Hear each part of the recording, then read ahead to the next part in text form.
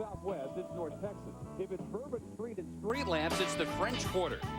If you're the nation's leading rusher, you're Patrick Cobbs of North Texas. A team in search of 9 straight wins. If you're a Tiger, then roar about the success of quarterback Danny Wimprine and a Memphis team in its first bowl appearance in 32 years. The bowl season kicks off with 2 teams with contrasting style. The New Orleans Bowl starts now.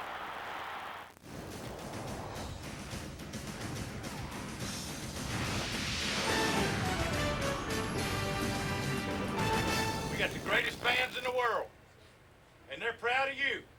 They're proud of what you've done. Make them proud again tonight. Make your university proud. Make your family, make your friends proud of you. By the way you carry yourself and by the way you play. Offense, hold on to it. Defense, knock it loose. But most of all, have the best time. Soak it up, guys. Have the best time you've ever had playing football. And I mean it. You better have fun out there tonight, or I'm going to be real mad in the off season. You have the best time you've ever had playing the game of football.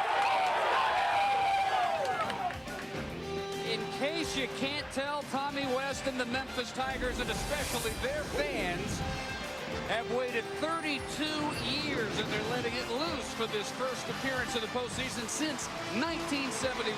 Memphis and 3-time Sun Belt Conference champion North Texas tonight in the New Orleans Bowl, and we welcome you inside the Superdome in the Big Easy, where we start and will finish the postseason here on January 4th. Welcome again, Dave Barnett, Bill Curry. Happy to be joined by Chris Steelman. 32 years since Memphis played in a bowl. That bowl doesn't even exist anymore, the Pasadena Bowl.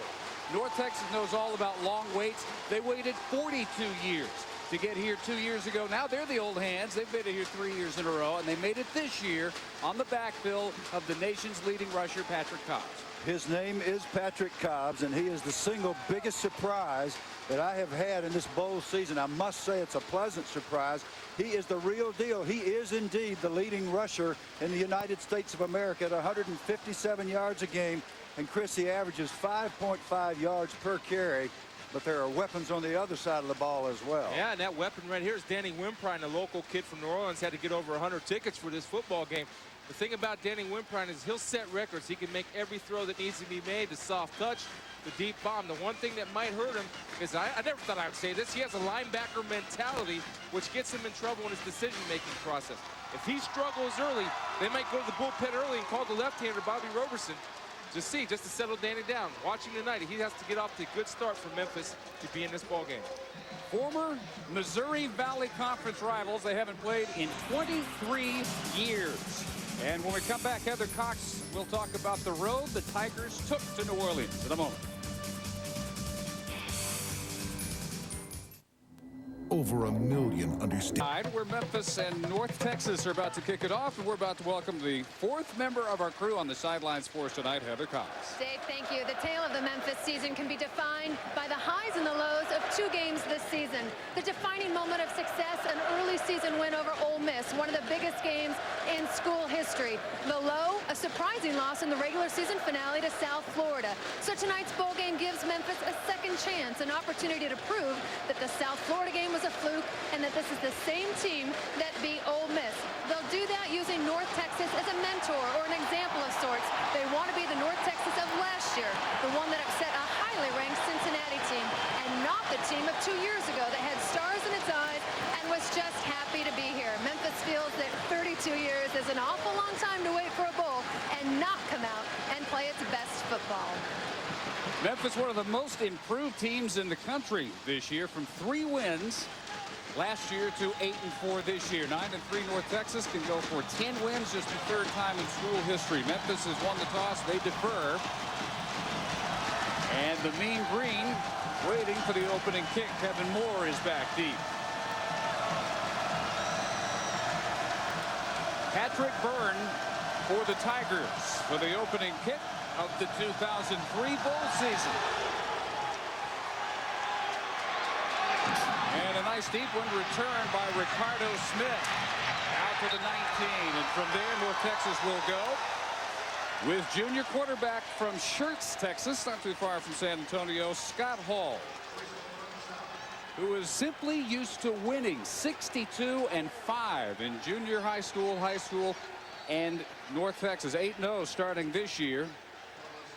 If he had enough attempts, he would be the 6th rated passer in the country, but North Texas is not about passing. They're about making sure that Patrick Cobbs gets it 25, 30, 35 times a game and eats the clock up. And that's where the contrast makes tonight so interesting, because Memphis wants to strike as quickly as possible. Johnny Quinn went in motion, and not surprisingly, Cobbs on the first play from scrimmage maybe fights for a yard. As we look at the Mean Green starting offense. Keep your eye on Johnny Quinn. Even though North Texas doesn't throw the ball, Johnny Quinn has 30 catches, but the amazing thing about it, it's over 20 yards a pop, so he does have big play potential. On the offensive line, it's a group that really has very little in the way of experience, but they've cleared the way, he said, for the best running back in the country statistically, and they protect Hall pretty well. Only 18 sacks allowed. Hall to the air for the first time. If he finds anybody open, better idea to keep it and dive for the first down at the 30.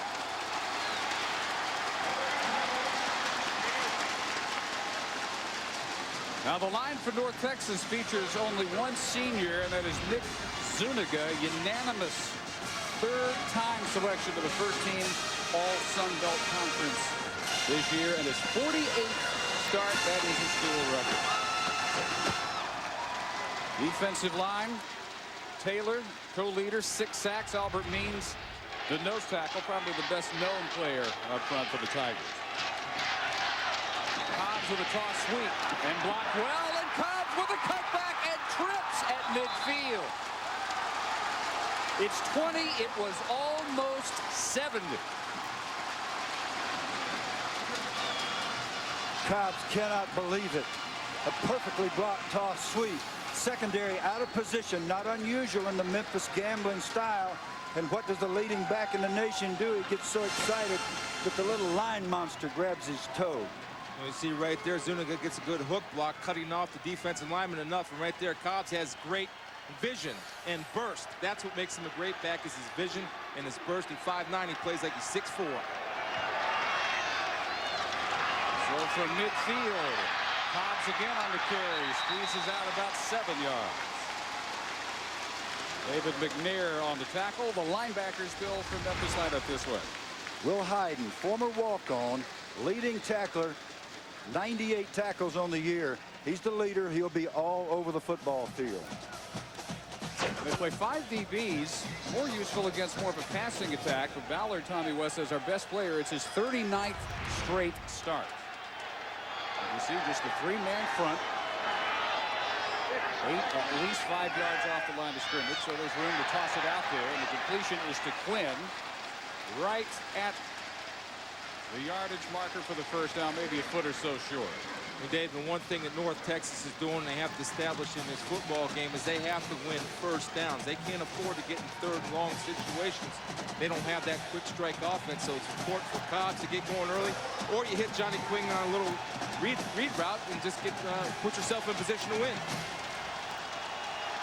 Solid yardage on first down. That's what they need. Cobbs has carried 3 times. They direct snap it to him, and no problem getting to the 35 of Memphis. And a little trickery from North Texas and Coach Darrell Dickey right off the bat. You see the quarterback walking over as if to call the play. Not a very good snap by Brewster. Put a darn good block. It looked like, and a surprise, and they did catch Memphis unawares and made an easy first down rather than having to knock people back off the ball.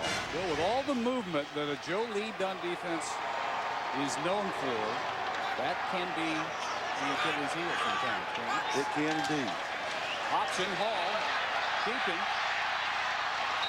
And a gain of about 4 down to the 31-yard line, where Will Hayden, leading tackler for the Tigers, 98 for the year, coming in tonight.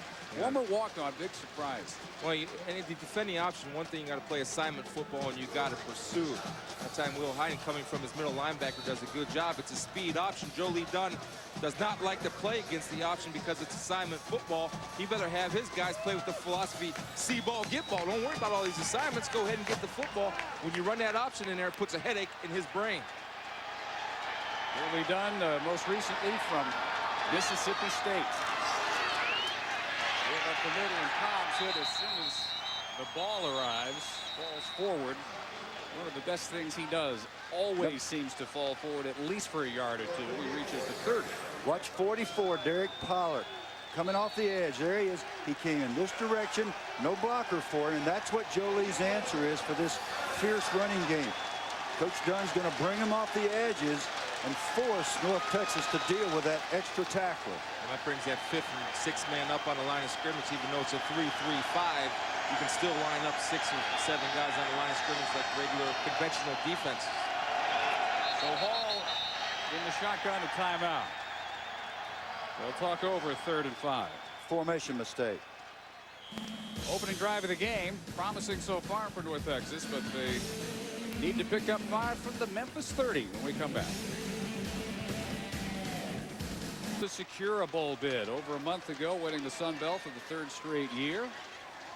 18 straight conference victories. That is the nation's longest win streak in any league. And for the 2nd year in a row, nose tackle Brandon Kennedy named the Sun Belt Player of the Year, even over Patrick Cobbs, which may surprise some. But Kennedy coming into this year a little more established. He has been a mainstay for 4 years in the middle of the North Texas defensive line. 3rd and 5 now after the timeout. And all not going from the gun after the discussion.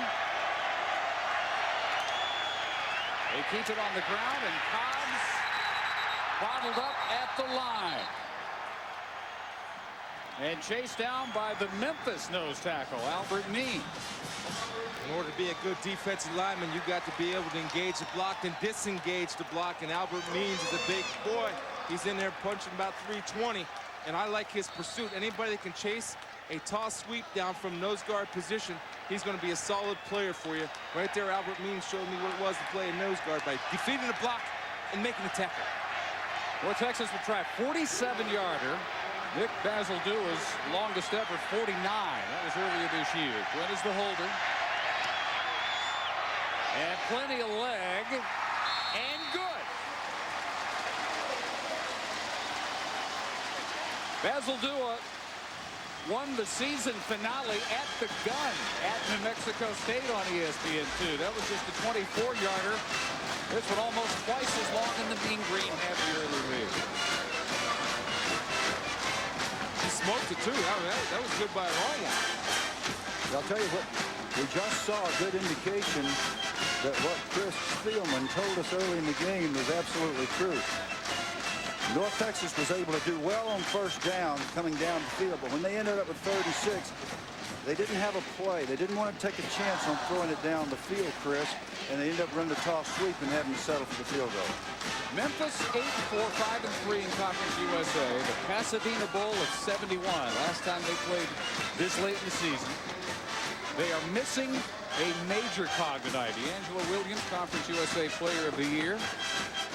Running back, who picked up over 1,400 yards, a Tigers single-season record, but tore his left MCL against Cincinnati November 22nd. They thought maybe he could go. They worked him some in practice this week, but when it was sore after working last Saturday, doctors scratched him. He is not in uniform tonight, and that obviously is a major loss. It would be as if North Texas had to go without Patrick Cobbs. Dave, I saw him play in the regular season. He's the real deal now. He's a difference maker. This will be Chris Kelly. And Kelly turns in a nice return, and Memphis will take over at their 35-yard line. Knocked down by Taylor Casey. So Danny Wimprine from River Ridge, Louisiana, born right here in New Orleans. Chris said 100 friends and family are here. He's used to playing in the Dome. High school and earlier this year against Tulane. All told, he is 7-2 playing inside the Superdome. And not just a thrower. He has 3 rushing touchdowns He's had his problems late in the season. And they give him the first place to Darren White. Strings the defense out, and they have him for a loss of a couple of yards.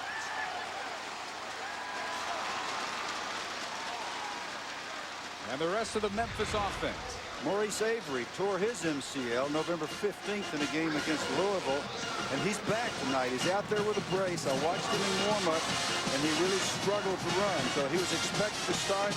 I do not see him on the field, but we should see him at some point tonight. Maurice Avery, a quarterback who moved to wide out in the spring. Also a running threat. He scored 3 touchdowns on the ground. Their top receiver. And the man who replaces Williams tonight, Darren Parquette, brought down by the defensive tackle, Evan Cardwell.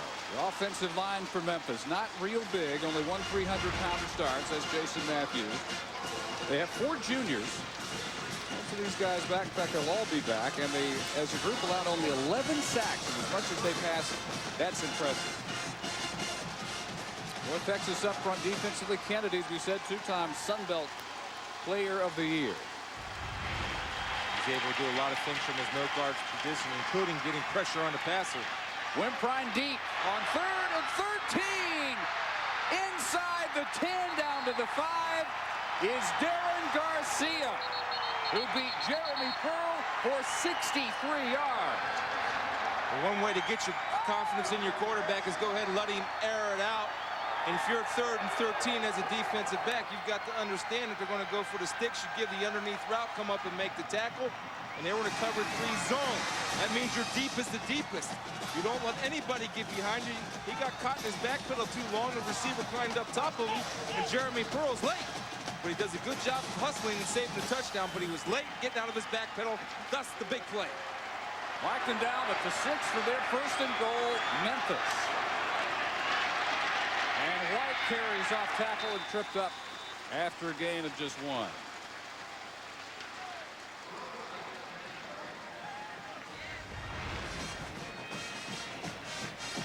The linebacker core with Hurd, Sun Belt Defensive Player of the Year. That's a little odd. Kennedy's overall Player of the Year. And in the secondary, Buckles and Jones both first team all Sun Belt this year. Big hitters, linebacker light. After 2 safeties. 2nd and goal from the 5. And Parquette makes it down to the 3 with the flag thrown where you might look for holding. And you sure don't like to see that if you're the offensive unit. Brandon Kennedy assisting the officials expertly, nodding his head, signaling holding, which he will do frequently, I'm sure. Nose guards love to do that. And I guess they get held every now and then, Chris. Well, you should know now. You ask him. You ask him. What percentage? There's some keys to the game if you want to take a look at for Memphis is they got to make offense. 10 yards from the previous spot remains 2nd down. Scott Hall has to beat them for him. When you have the #1 rusher in the country, you've got to try to eliminate him. I don't want to hear anything about slowing him down. You eliminate his rear end from the game. You make the quarterback beat you. And you need solid play from Danny Wimprine. Right now, he starts fast, which could be a dangerous sign for North Texas. Kennedy told us he saw 75% of the time. Option pitch, Parquette. At the 7-yard line, upended by Craig Jones. His 2nd straight emphatic tackle. Yeah, and you could say that about these safeties. Craig Jones and Jonas Buckles during warm-ups. Harold Dickey was telling us when he goes on the field, people say, are those your safeties? They don't look like safeties. Yeah, they're both a little under 6 feet. They look like 215-pound linebackers, and that's how they hit. Boom, right there. Yeah, I'm not going to let him get away with it, though. He better keep his head up and wrap his arms because a good back will make you miss eventually if he doesn't wrap his arms, Coach. 5 wide, 3rd and goal from the 7. Quarterback draw, Wimprine, touchdown.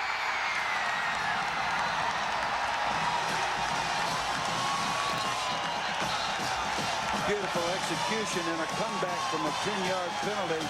Holding. Nice execution on the option.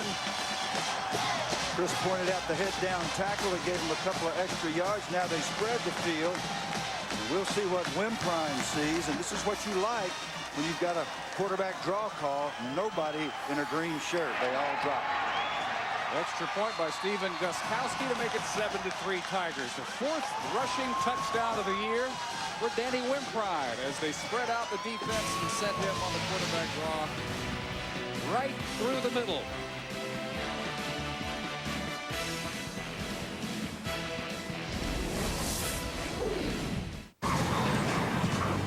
Two amps to lights, please.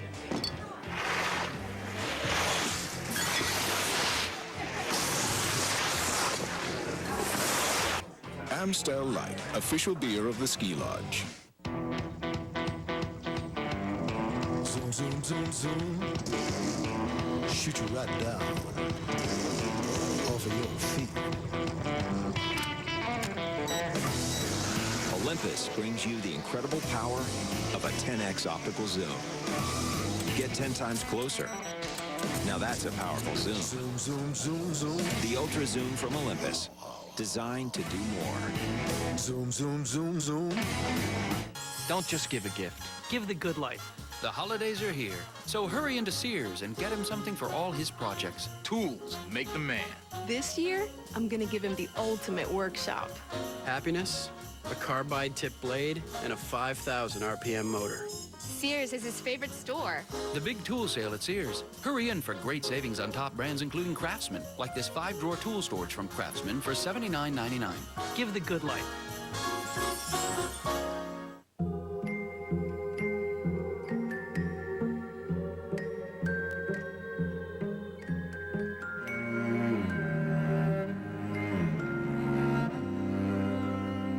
In your eyes, there's only one woman in the world.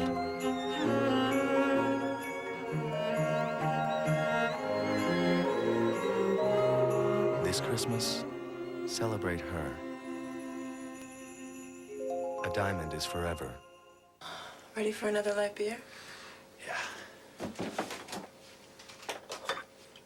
Other light beers have their place. We just don't recommend drinking them. Whose exclusive presentation of the 2003 New Orleans Bowl. Brought to you by New Orleans. Discover all that New Orleans has to offer at neworleansonline.com. New Orleans, happening every day. And by Amstel Light, the beer drinker's light beer. Memphis takes its 6th play, 66 yards. Well, congratulations.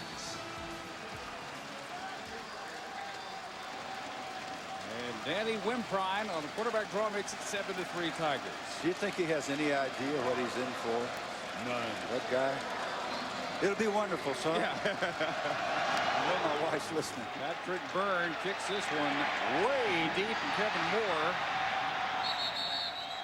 Ricardo Smith finally falls on it for the touchback.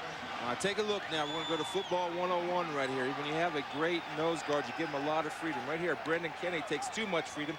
He's going to jump 2 gaps. His responsibility's got to be in the A gap. He jumped all the way to the B gap, thus opening up and creating a huge hole, Coach.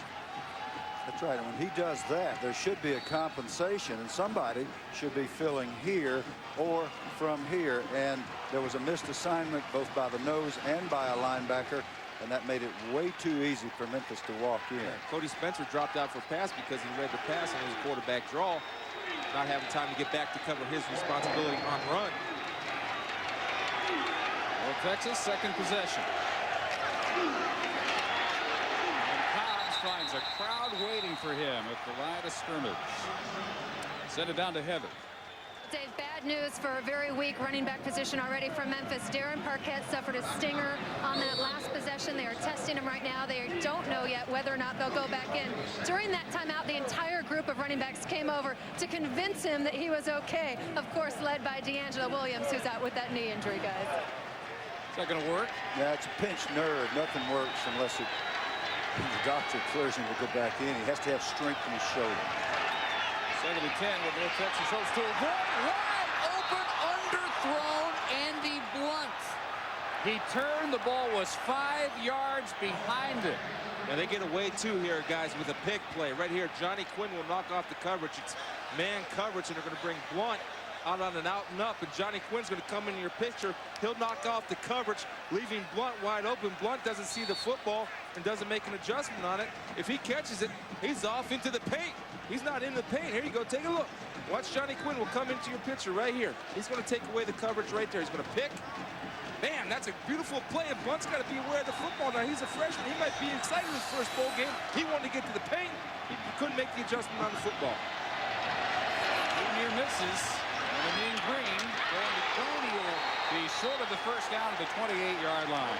First possession, Cobbs trips on what looked like a 70-yard touchdown run at midfield. They settled for 3. Second possession, Blunt 20 yards behind the Bears defender. Can't find the ball, and North Texas will have to punt. Now, tremendous advantage for North Texas if numbers hold based on season performance. The net punting for North Texas is 38.8 as opposed to a little over 32 for Memphis. Much stronger in special teams generally. And Kedlabar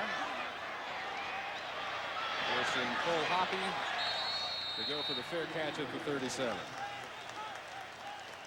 Now let me just complete that thought. What that means is over half a first down on every punt exchange if these two teams remain true to form in the kicking game.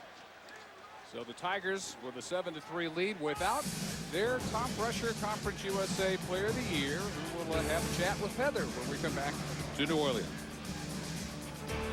And it kind of hurt me a little bit, but Dan Parquet comforted me, and he said he's going to talk to Mel, and hopefully we can come up with a W.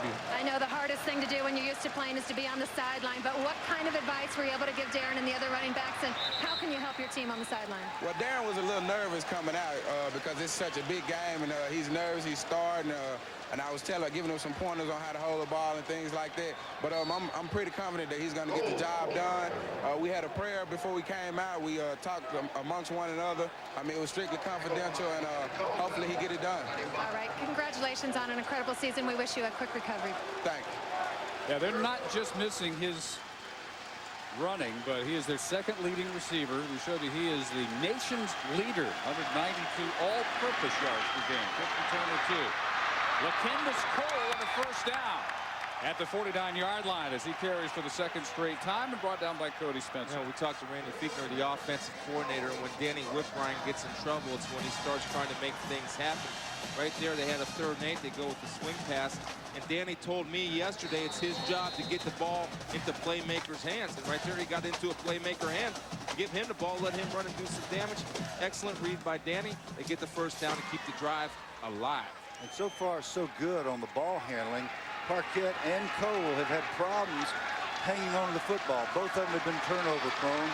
Parquet fumbled twice in their last game against USF. Wimprine getting complete. Ryan Scott with his 15th catch of the year. Well, Thursday night, the bowl season continues here on ESPN2. Ben Roethlisberger, if you haven't seen him, check him out. He's led Miami of Ohio to the MAC championship. Now the Red Hawks beat the Louisville Cardinals in the GMAC Bowl. That's Thursday at 7:30 Eastern from Mobile here on ESPN2. Oh, he's a boy dog warrior now. I'm telling you, he can play. Gain of 8 on the catch by Scott. Second down and 2. And Cole brought down a yard shy of the mark.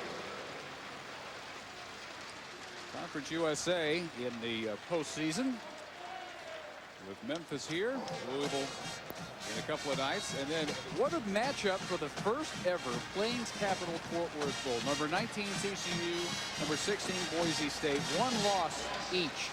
Sheraton Hawaii Bowl will be there for Houston, Hawaii. AXA Liberty Bowl will be there for Southern Miss Utah. You and I saw Boise there for real. 3rd and 1. Look for the pass from White, and he can't air it out this time too much. Overthrows Mario Pratchett. Now, Chris, a boy dog warrior. Let's define our terms, because I'm too much older than you to get a handle on. A boy dog warrior. How do I get to be one of those? You were one, Coach. Oh, okay. You were one. Anybody that plays you. hard loves football. And again, Darren White, we were told, was going to throw a pass before the game. They tried to hit it, but North Texas was solid in that. And a boy dog warrior like Darren White can throw the ball. Going for it on 4th and 1.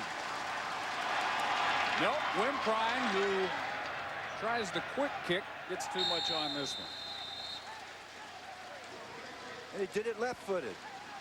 He's, how do you say ambidextrous when it's a left-footed and right-handed? He can kick left-footed or right-footed. So still 7-3 Tigers. Now late first quarter in the Superdome. Light beer. Who's rising? Boy, they just go together, don't they? The streetcars and downtown New Orleans. That's the first one I've seen. They need to bring them all back. This needs to be San Francisco South. It used to be. I think it is. You see that hat on that guy? What are you implying? San Francisco South. How hard is that? Well, Texas after the quick kick by Wimprine. All rolling.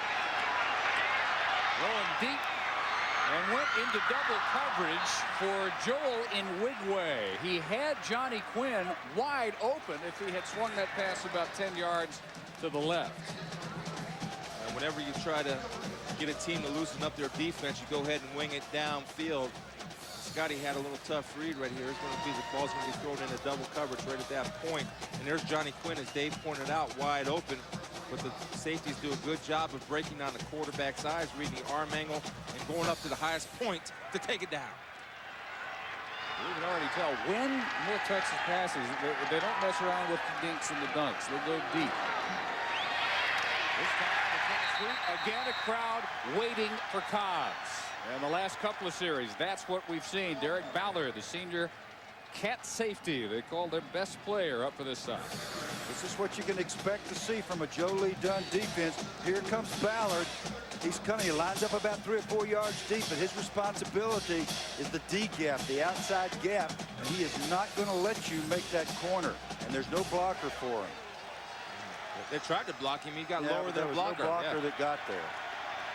Cobbs 34 yards his first 4 carries, his last 4 0. And forced to throw, needing 12, overthrown. This time Jamel Branch was wide open. And Chris, Memphis successfully right now making Scott Hall beat him. And he's not been able to do That's in the game plan, Dave. When you take away Cobbs, and it's tough hauling for North Texas. They're not used to throwing the ball because he had Branch on a skinny post right where he wanted him. He's got to throw the strike. He sailed one. At least 3 wide open targets. Yeah. Haven't been able to hit many. And just 2 of 5 for 10 yards. Hoppy back deep. This punt by Cadler-Barr, fair caught at the 47. Thursday night, ESPN has the exclusive announcement of the 2004 NFL Pro Bowl starters on a special edition of NFL Live at 7 Eastern. The NFL Live Pro Bowl Selection Show presented by Sears on ESPN. How many Pro Bowls combined do we have here in this booth? I don't know, but I got a funny feeling it's going to be like a Mike Golick, Reggie White sack total. What's that? He said, well, we had 220 between us. And I said, how many did Reggie have? He said, well, 209. So I don't know how. I was in 2. How many you? I was in 4, Coach. You were in 4. So we had 6 between. Counting me, that's 6. That's 6 between the 3 of us. Mike took all those double teams for Reggie. That's what we said. Shotgun. Wimprine barely able to handle the nose slap and will lose a couple of yards. And very lucky he didn't lose the ball entirely. He and Frederick had the very same problems in warm-ups. A low snap, and a lot of quarterbacks just gobble those up, but Wimprine does not. He does not easily handle a poor snap. That was not only low, but it was off to the left. And all I can say about gun snaps is that I'm glad I played before the days of the gun. Because that's really tough for a center to be 100%. What about that single wing snap? Did you play in those days? No, I missed that too. All right. 2nd and 12.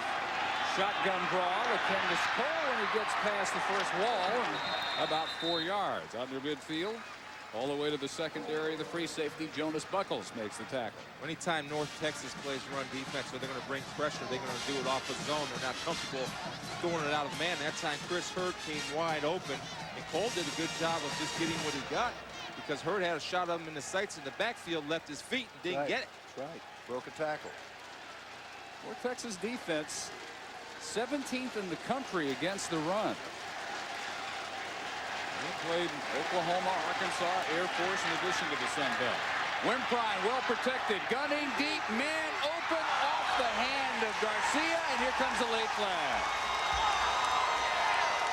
Jeremy Pearl twice having his problems trying to keep up with Garcia. Got a 63-yarder on the first Memphis possession to set up their score.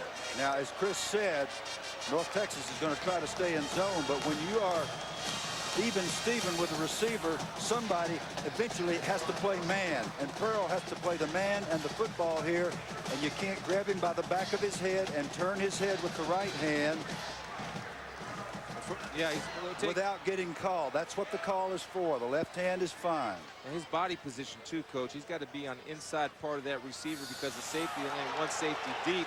He's got to be on the inside, make the sideline his friend. That time he let that receiver Garcia inside, wasn't in great position to make a play on the ball. Well, Texas will rack up some penalty yards. Tries to be in business. They say swing pass to right. And a nice move at the 30 and dives ahead for another couple of yards. Well, they average 89 yards in penalties a game, and that's far too much. But they did not seem concerned, Dave, as you pointed out. They are aggressive, and they say they play in a league that is not particularly aggressive, and the officials are going to call them a lot. They'll handle those aggressive fouls. They don't like the 5-yarders who stop drive. They say they coach them to go to the whistle, and a lot of times the hit will happen before they hear a whistle, and they'll be called for a late hit. That hasn't happened yet. See Danny Wimprine getting a play from the sidelines. There, the coaches are reading the defense and audibilizing the call for him. The play clock is not running. So referee recognizing that. This is a Big East officiating crew tonight. Also the end of the quarter. So 15 minutes done in the Superdome, and Tommy West Memphis Tigers with a 7-3 lead in the New Orleans Bowl.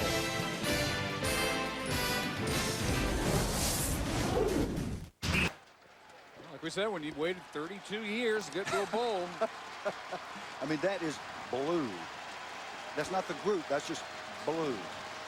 As blue as the group. We start the second quarter with a 2nd and 2 for Memphis, leading 7-3. Dave Barnett, Bill Curry, Chris Spielman, and Heather Cobbs. There ought to be some little green men running around here then, like you, Dave. Probably are. Toss sweep, Cole.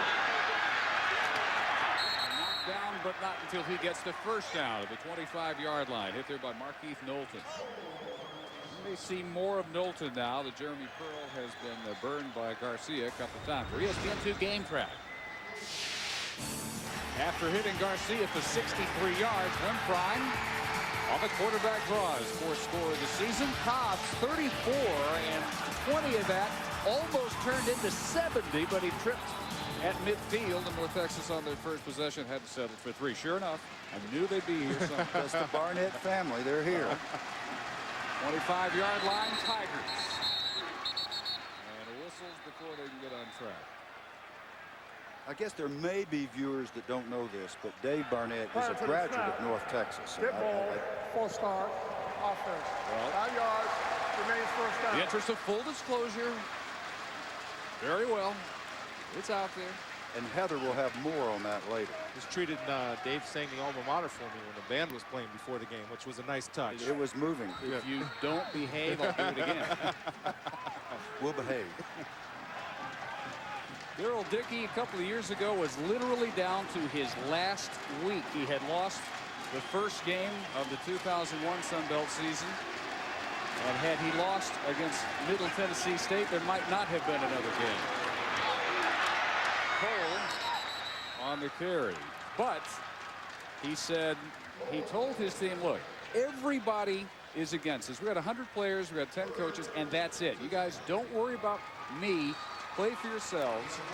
So they had the best week of practice in his coaching career, and they upset Middle Tennessee State and have not lost a conference game since. 18 straight, 3rd straight Sun Belt win. It's one of the amazing stories leaping out of a coaching graveyard. And it's what you can do with a great positive attitude and sticking to your business. And he recruited character first, and character helped North Texas out of that ditch.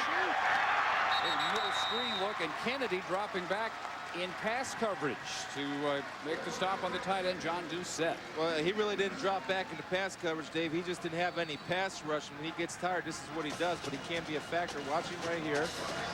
He's gonna take the snap and watch him come off the ball. Here he comes. He's not really pass rushing. He's kind of reading the quarterback, and he's able to play the check down receiver, and he moves very well for a big fella at 320. He can break on the football and give you that type of effort and take away the check down. But don't forget, you're going to have time to throw the ball because he's not pass rushing.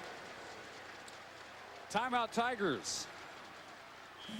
They discuss a 3rd and 6 early in the second quarter, trying to add to a 7-3 lead.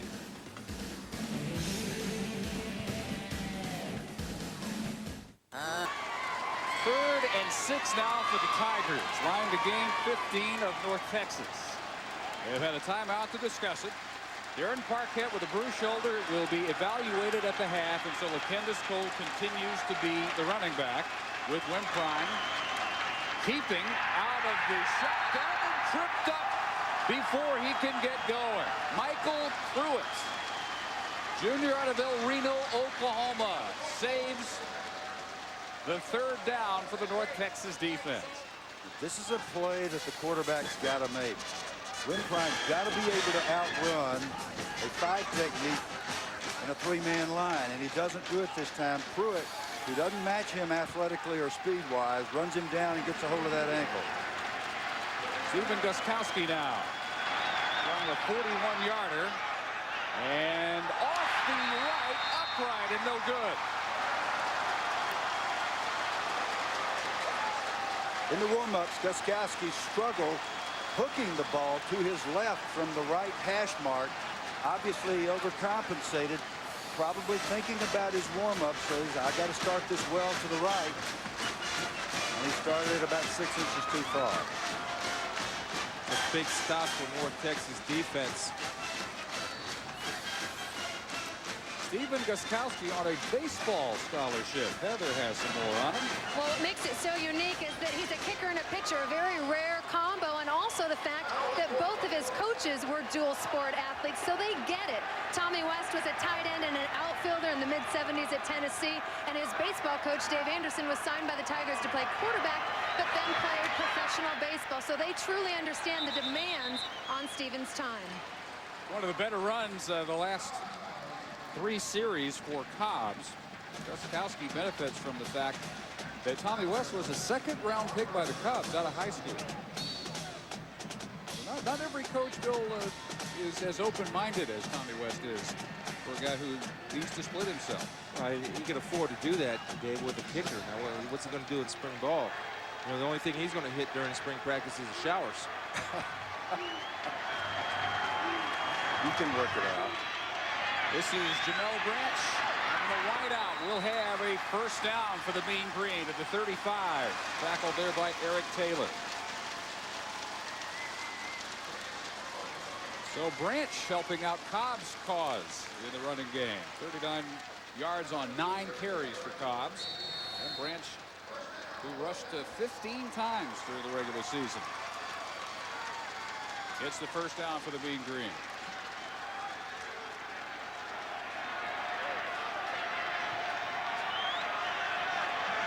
In motion. After the give to Cobbs and had a little room there, but tripped up at the line of scrimmage. Let's again check in down below with him.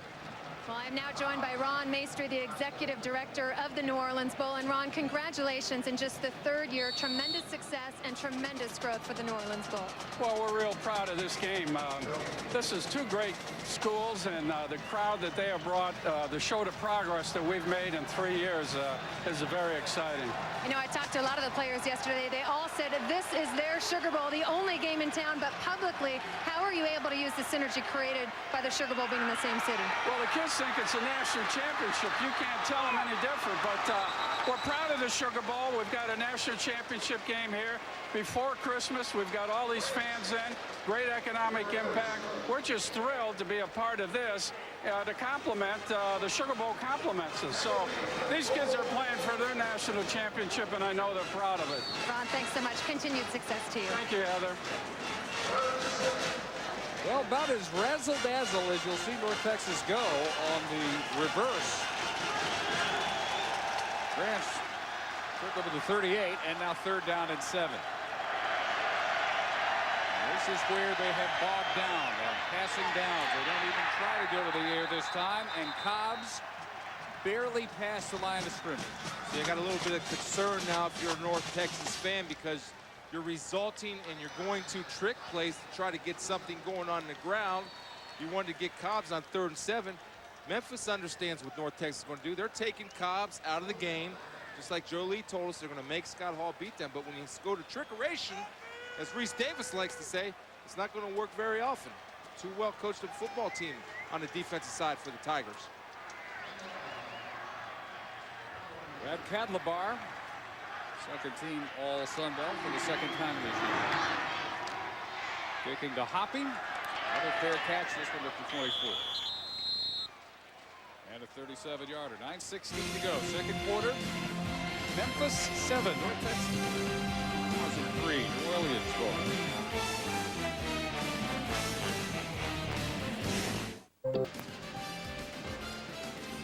First game of the bowl season. The New Orleans Bowl in the Superdome. 7-3 Memphis. 9:16 in the 2nd quarter with Phil Curry, Chris Spielman, Dave Barnett. Field position we knew would be important coming in. We thought it might favor North Texas. North Texas is a field position ball security football team. We'll come back after this play and finish this point. Wimprine 6 for 6. Darren White with the catch at a gain of 6. Okay. Their average starting field position so far in this game is the 21-yard line, Chris, whereas Memphis has been starting on the average of the 36-yard line several times around midfield. North Texas is lucky that Memphis is not farther ahead. Yeah, no, North Texas side, Dave, we talked about, Coach, that they have to be successful on 1st down if they want to win this football game. They wore in the first series, the last 4 series, they had the football 1 yard on 1st down. That's going to be a tough haul for them if they want to get it going. They'll have a 3rd and short coming. After the carry by LaKendis Cole, doing most of the running with Darren Parquette sitting out with a bruised shoulder. And again, they'll check him at the half and decide at that point whether he'll be able to go in the 2nd half. Already without league's leading rusher, D'Angelo Williams, with a left MCL injury. Wimprine perfect so far.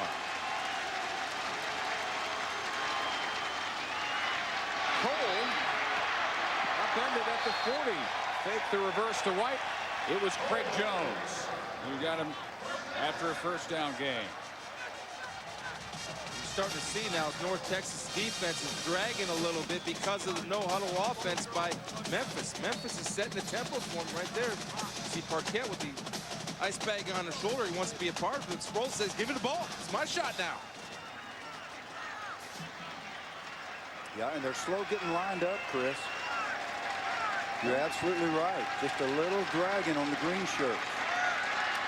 Wimprine rolling in, caught by Maurice Avery. And they hook up for the 1st time for 10 yards. Avery coming off basically the same injury that Williams had. He missed the final 2 games of the regular season.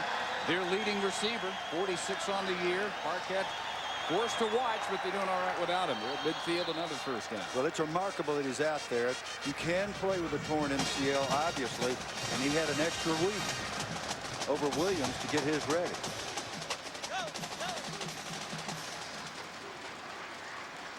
One by one, Tigers getting all the available weapons into the act. Cole this time dropped for a loss of 4. Tracked down by Cody Spencer and Markeith Knowlton. Darren Parquette was going to have a big night tonight. In order for him to do that, he had to stay healthy. Take a look at how he hurt his shoulder. So here on the toss sweep, you see Jones come up and gives him a shot with his helmet right on the top of the shoulder. And people think those shoulder pads will protect you all the time. All the time they don't, because if you get one direct on there, oftentimes it'll go right through the pad like a spike. Personal fouls, offense and defense. 2nd down. Brandon Kennedy that time got into a little pushing and shoving contest with Avery. If I were Avery, I think I'd walk away from that 300-pound dude. And offsetting penalties. Good job by the officials to keep this thing in control. A well-played game. No turnovers so far and not many penalties. Big Avery. Go ahead. He took a shot. Yeah, you got to take your shots. Yeah, I want a shot at the title, big man. Not a 100-pound advantage there on Avery. Brought by Cole. And another late flag. Go back to the original line of scrimmage midfield. Yeah, see, they made the big fella a little angry right there, and the big fella decided to penetrate, and the only way to stop that penetration was to hold him. Gene Frederick. Take a look. If you're an offensive center, especially, but if you're a guard either, this is a nightmare. The guy's about 4 feet tall. He weighs 1,000 pounds, and he hits the gap like he's shot out of a cannon. Now, that was really a pretty darn good block, and I'm not sure where the holding was. Well, you see that his shoulder pad was cocked up by his ear, Coach. That's a pretty good indication that was the open hand up underneath the pad. That's not illegal in today's football. All right, I got you. That wasn't allowed when you and I were playing. Well, there goes his shoulder up. Yeah. Cock, and he did have a hold of the cloth. That's legal, though. His hands were inside. Yeah, they were inside. Wimprine almost slips. Heave on 2nd and 24. Starts to wobble. They still get the ball down to Pratcher inside the 15. 51 yards. It was a duck with a prayer.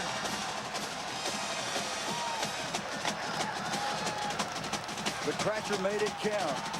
A heck of a job by the big receiver to come down with the football, and Walter Priestley victimized, and this happens so many times. And you see the back is not fooled. It was a little hitch and go.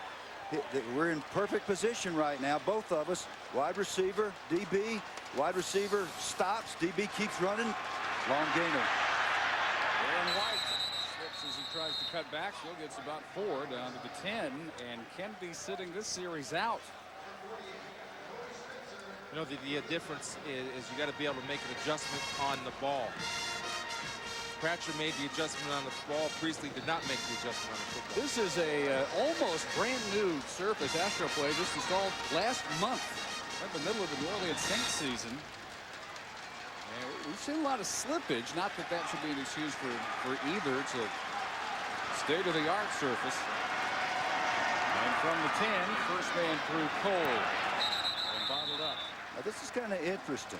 If we could take a look at this formation. I just want to show the formation. This is a bone. This is a bona fide wishbone. Full house, 3 across backfield, and we're running old school football plays out of it. They have a little crossbuck they tried at the other end. Now look at that. That's just plain old wishbone football. Now the backs are not up in the 3-point stances or 4-point stances as you so often see. A little misdirection and hand it to the fullback. A lot of stuff in the Memphis offense. Back to the gun. 3rd down roll, Wimprine. To the end zone. Caught. Touchdown, Chris Kelly. And Wimprine is 10 for 10. And has now scored a touchdown and thrown for a touchdown. Well, he must have heard Coach Spielman. Yeah, well, what they're doing, Coach and Dave, is that they found Jeremy Pearl. And if you're a corner, you better have a short memory. And Jeremy right now has been frustrated. And they get Danny Wimprine out on the perimeter. They have no contain, nobody forced to throw. He gets his shoulders turned, makes a good athletic move. Kelly runs a great route. Takes it into the corner, pushes out. Easy catch. Pitch and catch for Danny. Guskowski, PAT 14-3 Memphis. Kelly, a transfer from Northeast Mississippi Community College. Wimprine right between the 1 and the 2.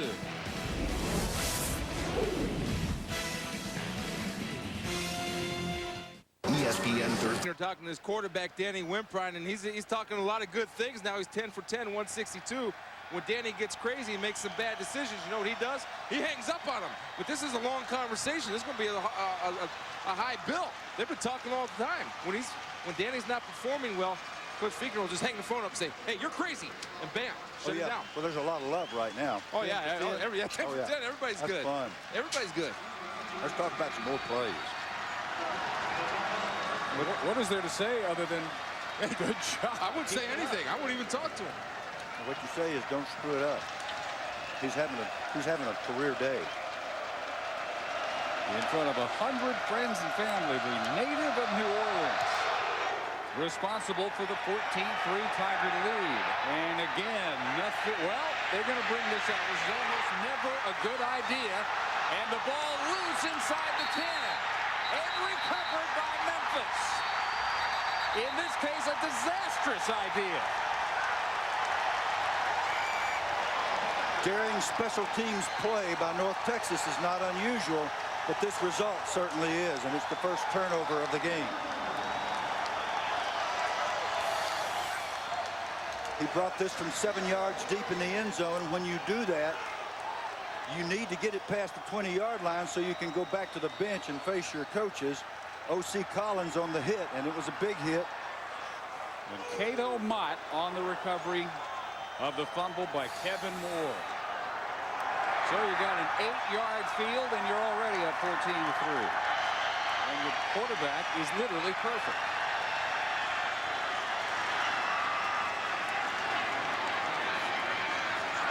Reverse field by Avery, and that will net him a loss of a couple. Avery, a very dangerous running threat as well. 22 carries and 3 touchdowns during the regular year. Well, this field position is where Memphis likes to use their misdirection and their little weird plays. North Texas obviously knew that, and they had people up the field and in position to guard the backside. Well, turnovers are a major part of every football game, and the main reason for North Texas is +10 on a year. Memphis at 8-4 with -4 on a year, but they're winning the battle tonight. If they do that, they're going to be in shape. Quarterback draws, already worked once for a touchdown. Wimprine gets it down near the 3. And it'll be 3rd and goal from there. The one way a quarterback draw can work, and if you break through the initial surge, is you have receivers block downfield. Now I want you to watch a guy that's hungry because he hasn't played in a while, is Avery. He's going to come in here and see right here, look at him. He gets his hands inside. He's pushing Jones. Jones isn't getting rid of the block. There's Avery, a receiver blocking downfield. That's a beautiful sight to see. I had a great coach, Marv Levy, a Hall of Fame coach, started every meeting with receivers need to block downfield to make big plays happen. And that's Ray Maurice did a great job of getting downfield. Put a helmet on somebody. It's good to see a receiver put a helmet. I'm glad he's not looking for that cell phone under the goalpost that Joe Horn left under there. No, I already left a message for Joe before the game. Tigers' second time out Thursday night. More bowl action here on ESPN2. It's Ben Roethlisberger and Miami of Ohio, MAC champions, take on Louisville in the GMAC Bowl. 7:30 Eastern from Mobile. They do a Mardi Gras parade down in Mobile. I thought they only did that kind of thing here in New Orleans, but they import that a little bit east. Had a good time getting set for that game. I guess that would be tomorrow night, parade night, and then game night Thursday. I had a good friend, roommate at Detroit, from LSU. They have a Mardi Gras in Tupelo, Louisiana. That's a different world down there. 9-3 Cardinals, tied with Memphis, 3rd behind Southern Miss and TCU in Conference USA this year. So they are discussing 3rd and goal just inside the 4.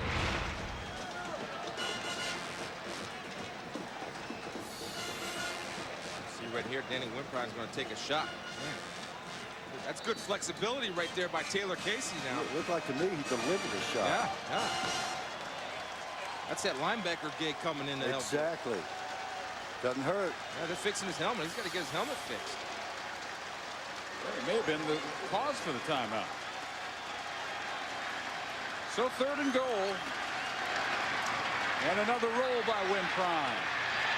This time no obvious targets and his first incompletion. He had hit his first 10 passes. Brandon Kennedy chases him all the way to the sideline this time. That looks like a Warren Sapp, Brett Favre duel going on right there. And it was an intentional incompletion. He just threw it away. Yeah.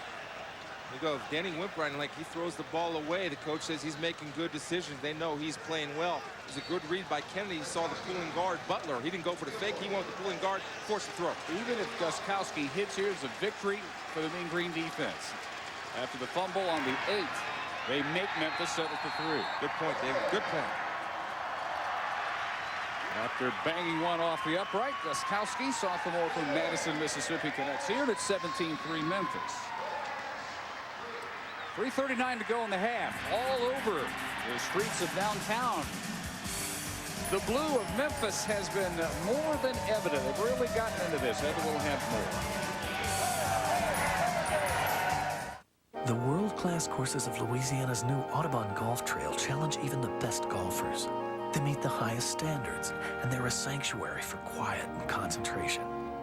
That's because we know that the golfers who play here are entirely full. Point lead, and this is a Memphis crowd that loves its football, and they have waited a long 32 years for this bowl appearance, and Memphis has suddenly become a town that loves and supports all of its sports teams. You're looking at Beale Street. From the Memphis Tigers on the gridiron to the hardwood and the Grizzlies and the Titans, this is a city that is enjoying unparalleled success. The Grizzlies with Jerry West, Hubie Brown, Pau Gasol are on a franchise record, 6 straight wins. And the Tennessee Titans, who of course spent the first 2 years in Memphis, are enjoying a 10-4 season. We'll have more after this kick, Dave. New arena about to open up just behind Beale Street. What's going on there? Patrick Byrne drives this one low and does a favor to Kevin Moore. He doesn't have to decide to bring it out 9 yards deep.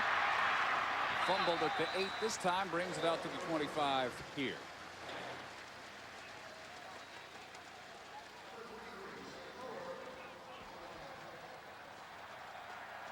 And as we get close to the half, let's find out what Chris Fowler has in store for us. Well, Dave, it's the Dodge halftime report. Trevor Mark alongside. We'll visit live with Ben Roethlisberger. Miami, Ohio is set to battle Louisville in a shootout in the GMAC Bowl in a couple days. These guys bowl season beauties. We'll explain, and we'll talk about the unprecedented success of the Sooner football team. Good stuff. And, you know, we'll talk, too, guys, about the situation in Nebraska playing in the Alamo Bowl. The players upset in Lincoln. Coming up at halftime. Boise State's Ryan Dinwiddie, big game against TCU. On the roll, Hall, and a great catch by Quinn. The redshirt freshman for 21 yards. That's right about his average. Yeah. He is an excellent deep threat. First of all, it's a great throw, too, by Scotty Hall, who seems to me is more comfortable throwing on the run. And Quinn's coming from the back side of the field. Vogel's in good position, but there's Quinn going up and catching at the highest point with his hands. He doesn't drop the ball. In fact, North Texas coaches said they haven't seen him drop one yet since he's been on campus. Not at all. Even practice, they said. So a much-needed first down. Anything at all welcome offensively right now from Mean Green. Cobbs has had this to deal with since the very first possession. Maybe a yard or two here. Let's go back down to get ahead. Dave, as I was saying, Memphis, a proud team. Both its men's and women's basketball teams have combined for a 10-4 start on the collegiate season. And the Grizzlies, of course, 13-9 so far. The Tennessee Titans enjoying a 10-4 season. And in fact, tonight, the Grizzlies game against the Kings, the Grizzlies are actually showing this game on their scoreboard periodically throughout the night. That is how fired up this town is for Memphis football. The ultimate compliment. You just have to stick your head out anywhere downtown New Orleans, find out how excited they are. Ball is sacked at the 38-yard line. Safety blitz, and Derek Ballard gets to it. This is the kind of thing the quarterback is responsible for. He had a back, Cobbs, to protect him to his left. To his backside, here comes the safety. He knows that this is a big part of the plan. Ballard actually slipped, and it made it more dangerous. It could have been a cartilage tackle or an ankle tackle, an injury. Fortunately, the quarterback's okay, but he was simply out-thought that time. Hall's got to see those things coming and have an answer. They need to isolate on Derek now. They haven't picked him up on a blitz yet. That's 3 times he's blitzed, 3 times he's made a play. Second time out here just ahead of the expiration of the play clock. And a 3rd and 18 to discuss. I would imagine Darrell Dickey's going to defer to his young offensive coordinator, Ramon Flanagan. Yeah. Here. It's all yours, Ramon. Have at it. Youngest coordinator in the country at 28. Dickey was 28 when he was offensive coordinator at Memphis not that long ago. We got Thursday night, ESPN with the exclusive announcement of the 2004 NFL Pro Bowl starters on a special edition of NFL Live at 7 Eastern. The NFL Live Pro Bowl Selection Show presented by Sears. Ramon Flanagan, former quarterback at SMU, Dickey coached him at SMU just before he was hired by North Texas. A really interesting, entertaining personality. You see, you can tell he's a young coordinator because he's standing up. Now you see those coaches have been around a while. You don't see too many of those coordinators standing up in the box. Those old guys are sitting there. They got a chili dog, and they got a popsicle out of the press room, and they got all their charts spread out there. Ramon's doing it right out of his head, and he knows what he's doing. He's got a tough job from this point on. Very tough. I think you run the ball, use up the clock, and force Memphis to use their timeout to eliminate them from good field position. Trust your punting game. Tigers ready to tee off. Line to gain, 44 in Memphis. They are all over Hall, and he barely gets off the pass intended for Cobbs. My point exactly. I think you need to run the ball. Right there, they try to get Cobbs involved in a short passing game with a screen. But what it does now, it stops the clock, and it allows Memphis to get the ball with one timeout. And a dangerous hot quarterback in Danny Wimprine. It's a play action, throwback screen. But when you have a Jolie Dunn blitzing defense and you haven't blocked him yet, it's tough to get any pass off, including the screen. Ramon's looking for something now. Come on, baby, throw me the ball. Cadlebar to punt. Memphis will have plenty of time to add to this lead, and Hoppy again with the fair catch. You're going to have 82 yards to go, though, in a minute 30. Best punt yet by Cadlebar, 44 yards. 90 seconds to go in the first half. A Memphis dominated half. I have to focus, gather everything I've learned, all my successes, all my sacrifices, all my pain, and concentrate that energy into one moment. That's a moment I'll use every single day of my life. There are over 360,000 NCAA student athletes, and just about all of us will be going pro in something other than sports. Drawing students from every state and from more than 100 countries, the University of North Texas has a growing enrollment of 30,000 students. UNT offers many nationally recognized academic programs. A great faculty and a second campus is on the way.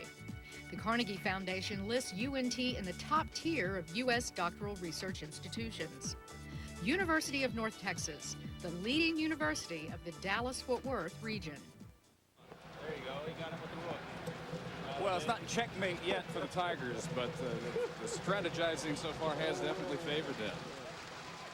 My dad bought me one of those when I was a kid, and they all turned into football guys. Believe it or not, Dave. Can you imagine that? War Dog Warrior. Boy Dog Warriors. They're all Boy Dog Warriors. Candace Cole, as they go as conservative as possible in the first play. Brandon Kennedy, another stop. We talked about this yards after catch. Memphis makes a living on yards after catch. Your guys do a nice transition of catching the ball, turning into running backs. They got 62. North Texas, when they have completed a pass, have gotten nowhere. And I'm a little surprised at that call right there. You got a hot quarterback, and I realize you're backed up. But it's the bowl game. You're up 14. Go for the jugular, man. Use your timeout and start winging it downfield. That goes against old school coaching, I know, but let's play. Old school coach is going to go in with this lead, he hopes. Draw play after a loss of 2. And Cole gets to the 20 before Cody Spencer and Chris Hurd finish him off. And the clock will stop at 44 seconds. Well, the reason I do that now, North Texas can force them to punt the football. You got a long snap that could be fumbled. You got a punt block, which Cobbs and Quinn will come up for the punt block for North Texas. They've blocked a lot of kicks. I say ride that hot hand, man. Let Danny get back there and wing it. He hasn't missed yet. Yeah, well, that's a very good idea, especially since you haven't stood over there and coached before. Well, no, I haven't, Coach, but I've been out on that field. It's 17-3. You go for that jugular, man. That's 63 right there. First possession to Garcia. He finished it off on the quarterback draw. 4th rushing touchdown of the year. It is first 10 after score by Kelly. And then on a throwaway before they settle for the field goal. That's his only incompletion. Wimprine is 10 of 11, 162 yards. Coach Midget League Soccer. What Tommy West would say is going for the jugular means to get in the locker room at 17-3.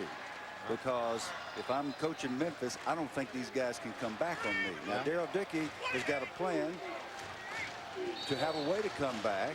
He's had receivers running wide open down the field, so we'll see some of those routes again in the second half. I'm just giving you what Tommy West would say to your critique. Well, Dickey uses his last timeout and hopes they can stop him on 3rd and 8. A little conservative. Toss through Cole, tries to reverse field, and does not quite get back to the line of scrimmage. Greg Jones up for run support and strong safety. And now he can only watch the clock tick down. Having called that timeout with 44 seconds. I hate to keep going back to that point, but I know it's conventional wisdom to hold the ball, protect that. But I think in a game like this and the offense that you have, take a shot. But they decide not to. Not going to have to kick it. And so seconds will tick off on the first half here in the New Orleans Bowl in the Superdome, where North Texas scored on its first possession, then saw the Tigers run off 17 unanswered. Outgaining the Mean Green 208-86 here at the half. And holding the nation's leading rusher, Patrick Cobbs, to 42 yards. And let's go down below to Heather with Tommy West. Coach, this is a team that has thrived on its running game all season long, yet you find yourself without your top 2 backs. How do you change your coaching in the second half to accommodate that? Well, we've got Lakendis Cole in there, our 3rd team back, and you know, he's just got to play well. He just protect the ball right now. Our defense is playing really well, so we'll just protect the ball. We'll be fine. Coach, you told me that you wanted to be North Texas of a year ago, a very focused team. After 32 years, how do you keep this team focused throughout the second half with this lead? Well, I think this team's very focused right now, and I love the way they came out to play. So, you know, he's got to keep doing the same things. Coach, thanks for your time. Yeah, they've not done a whole lot of celebrating. They've just done a whole lot of dominating so far in their first bowl since '71. 17-3 now to Chris and the Dodge halftime report. Well, Dave, thank you. Trev Alberts, Mark May alongside. Welcome to our Dodge halftime report. Memphis' first bowl game in 32 years. Looks like they're having no trouble focusing down there in New Orleans. A good first half. Well, their Memphis' defense is what's impressing me, guys. Joe Lee Dunn, the defensive coordinator, employs that 3-3-5 defense, completely confusing North Texas in the running game. 55 yards rushing as a team in the first half. North Texas, when they can't run the football, they are out of their element trying to throw the football, now getting all kinds of pressure on North Texas's quarterback. Well, I think if you look at North Texas, they need some emotion. They need to get fired up in the second half. Defensively, they've got to come up with some turnovers. Brandon Kennedy's playing a magnificent job, the 5'10", 320-pound defensive tackle. But the problem is they need to create turnovers, come up with a big play defensively. That'll spark the offense. And you said it before, they have to start running the ball offensively, find a way to get it done. All right, coming up at halftime, Big Ben Roethlisberger of Miami of Ohio will visit with us. Look at the team togetherness of the Redhawks as they hang out in Mobile, getting ready to shoot it out with Louisville 2 nights from now. We'll have that, plus a lot more coming up on our Dodge halftime report. At halftime, Tigers 17-3 over the Mean Green down in New Orleans. The 2004 ESPN Sports Almanac, a perfect holiday gift.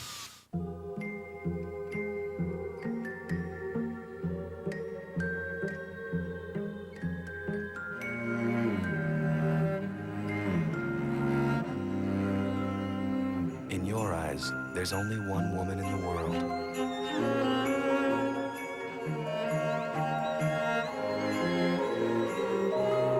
This Christmas, celebrate her. A diamond is forever. Come on, guys. Time for bed. 5 more minutes, Mom.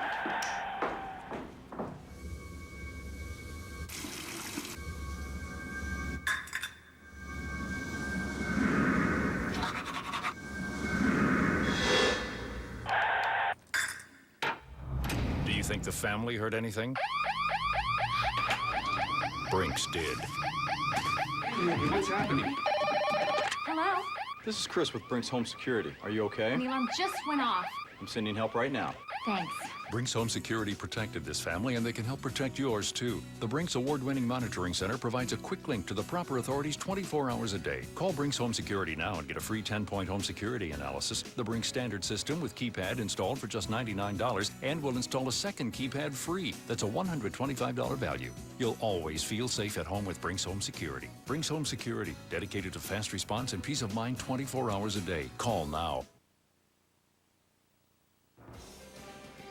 This halftime report brought to you by Dodge.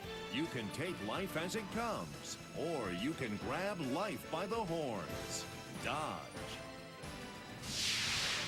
Memphis quarterback Danny Wimprine scampers in from 7 yards out, a 17-3 halftime lead for Memphis over North Texas. Now, the next bowl game on the schedule, another Conference USA team, Louisville, will take on one of the hottest teams in the country. Miami of Ohio has won 12 straight games since losing to Iowa to start the season. 10 of those games, they've scored more than 40 points. And a big reason is quarterback Ben Roethlisberger, one of the most productive quarterbacks in the country this season. He joins us now from Mobile. It looks like you made your teammates show up. You said, if I got to do an interview and I can't have fun, you got to all stick with me tonight. That's very good togetherness, Ben. Are you guys looking forward to what's expected to be a big offensive show? You guys combined average 1,000 yards, you guys in Louisville. No, we're excited about this game. We're excited to be here, and everyone's expecting a shootout, and we're hoping to put up quite a few points. Ben, the assumption is that you'll forgo your senior season and enter the NFL draft. From your perspective, what would be the benefit of staying at Miami of Ohio? You know, to tell you the truth, I haven't even given it any thought yet, because I'm just trying to focus one day at a time and one game at a time. And you can't overlook a team like Louisville. They're too good, and they'll sneak up on you. So right now I'm just focusing on Louisville, and maybe after the game I'll start to make some decisions. Ben, if you could change one thing about your season this year, would it be to play Iowa later in the season or take another chance and hopefully play them in a bowl game? You know, we're happy with the way we've had this season. Obviously, our goals coming in were to win a MAC championship and to play 14 games. We've won our MAC championship, and we're getting a chance to play our 14th game. Now we just got to focus on winning that game. And obviously, the Iowa game was tough for us, and if we could have it back, I'm sure everyone behind me would like to have it back also. But, you know, you can't really rewrite history, so we just want to look forward to Louisville. Ben, every time a MAC team gets a showcase game, the issue of conference respect comes up. You guys have had such a great season as a conference this year. Now, you know, the experts expect you guys to really clobber Louisville. Are you still working on the MAC conference respect, or in your mind, has that already been accomplished? You know, a lot of teams in the MAC have done so well this year. Ourselves, Bowling Green, Northern Illinois. You know, I think teams just continue to do as good as they can. And, you know, we are big favorites this week, but to us, that doesn't mean anything. We just have to go out and play as good as we can, and hopefully we'll continue to earn respect from the rest of the country. All right, Ben, I'm not going to give up on this NFL thing just yet. Realistically, are you prepared physically and mentally? Are you ready to play in the NFL? You know, I don't know. It's a hard thing to say. I haven't been up there to see those guys. I think, obviously, those are the biggest, fastest, strongest guys there are. So, anyway, whenever it comes time to prepare myself, I'm going to do the best I can. Well, thanks for taking time out. Do you and your teammates, are you going to hang out together now the rest of the night? Do you have some plans, or are they just following you around, whatever you're doing? We've got some free time. I think a lot of guys are going to go to the Players Lounge, play some arcade games, or go out to eat. So we're having fun. All right. Well, enjoy your GMAC Bowl experience. Thanks for joining us. And, folks, you can watch what should be a real good game. Miami, Louisville, Thursday night on ESPN2 at 7:30 Eastern Time, the GMAC Bowl. Perhaps the last chance to see Mr. Roethlisberger as a college player. And I'd say Stephon LaFleur is a good quarterback for Louisville as well. We'll shift to focus to other bowl games this week. Coming up next, 17-3 Tigers over the Mean Green.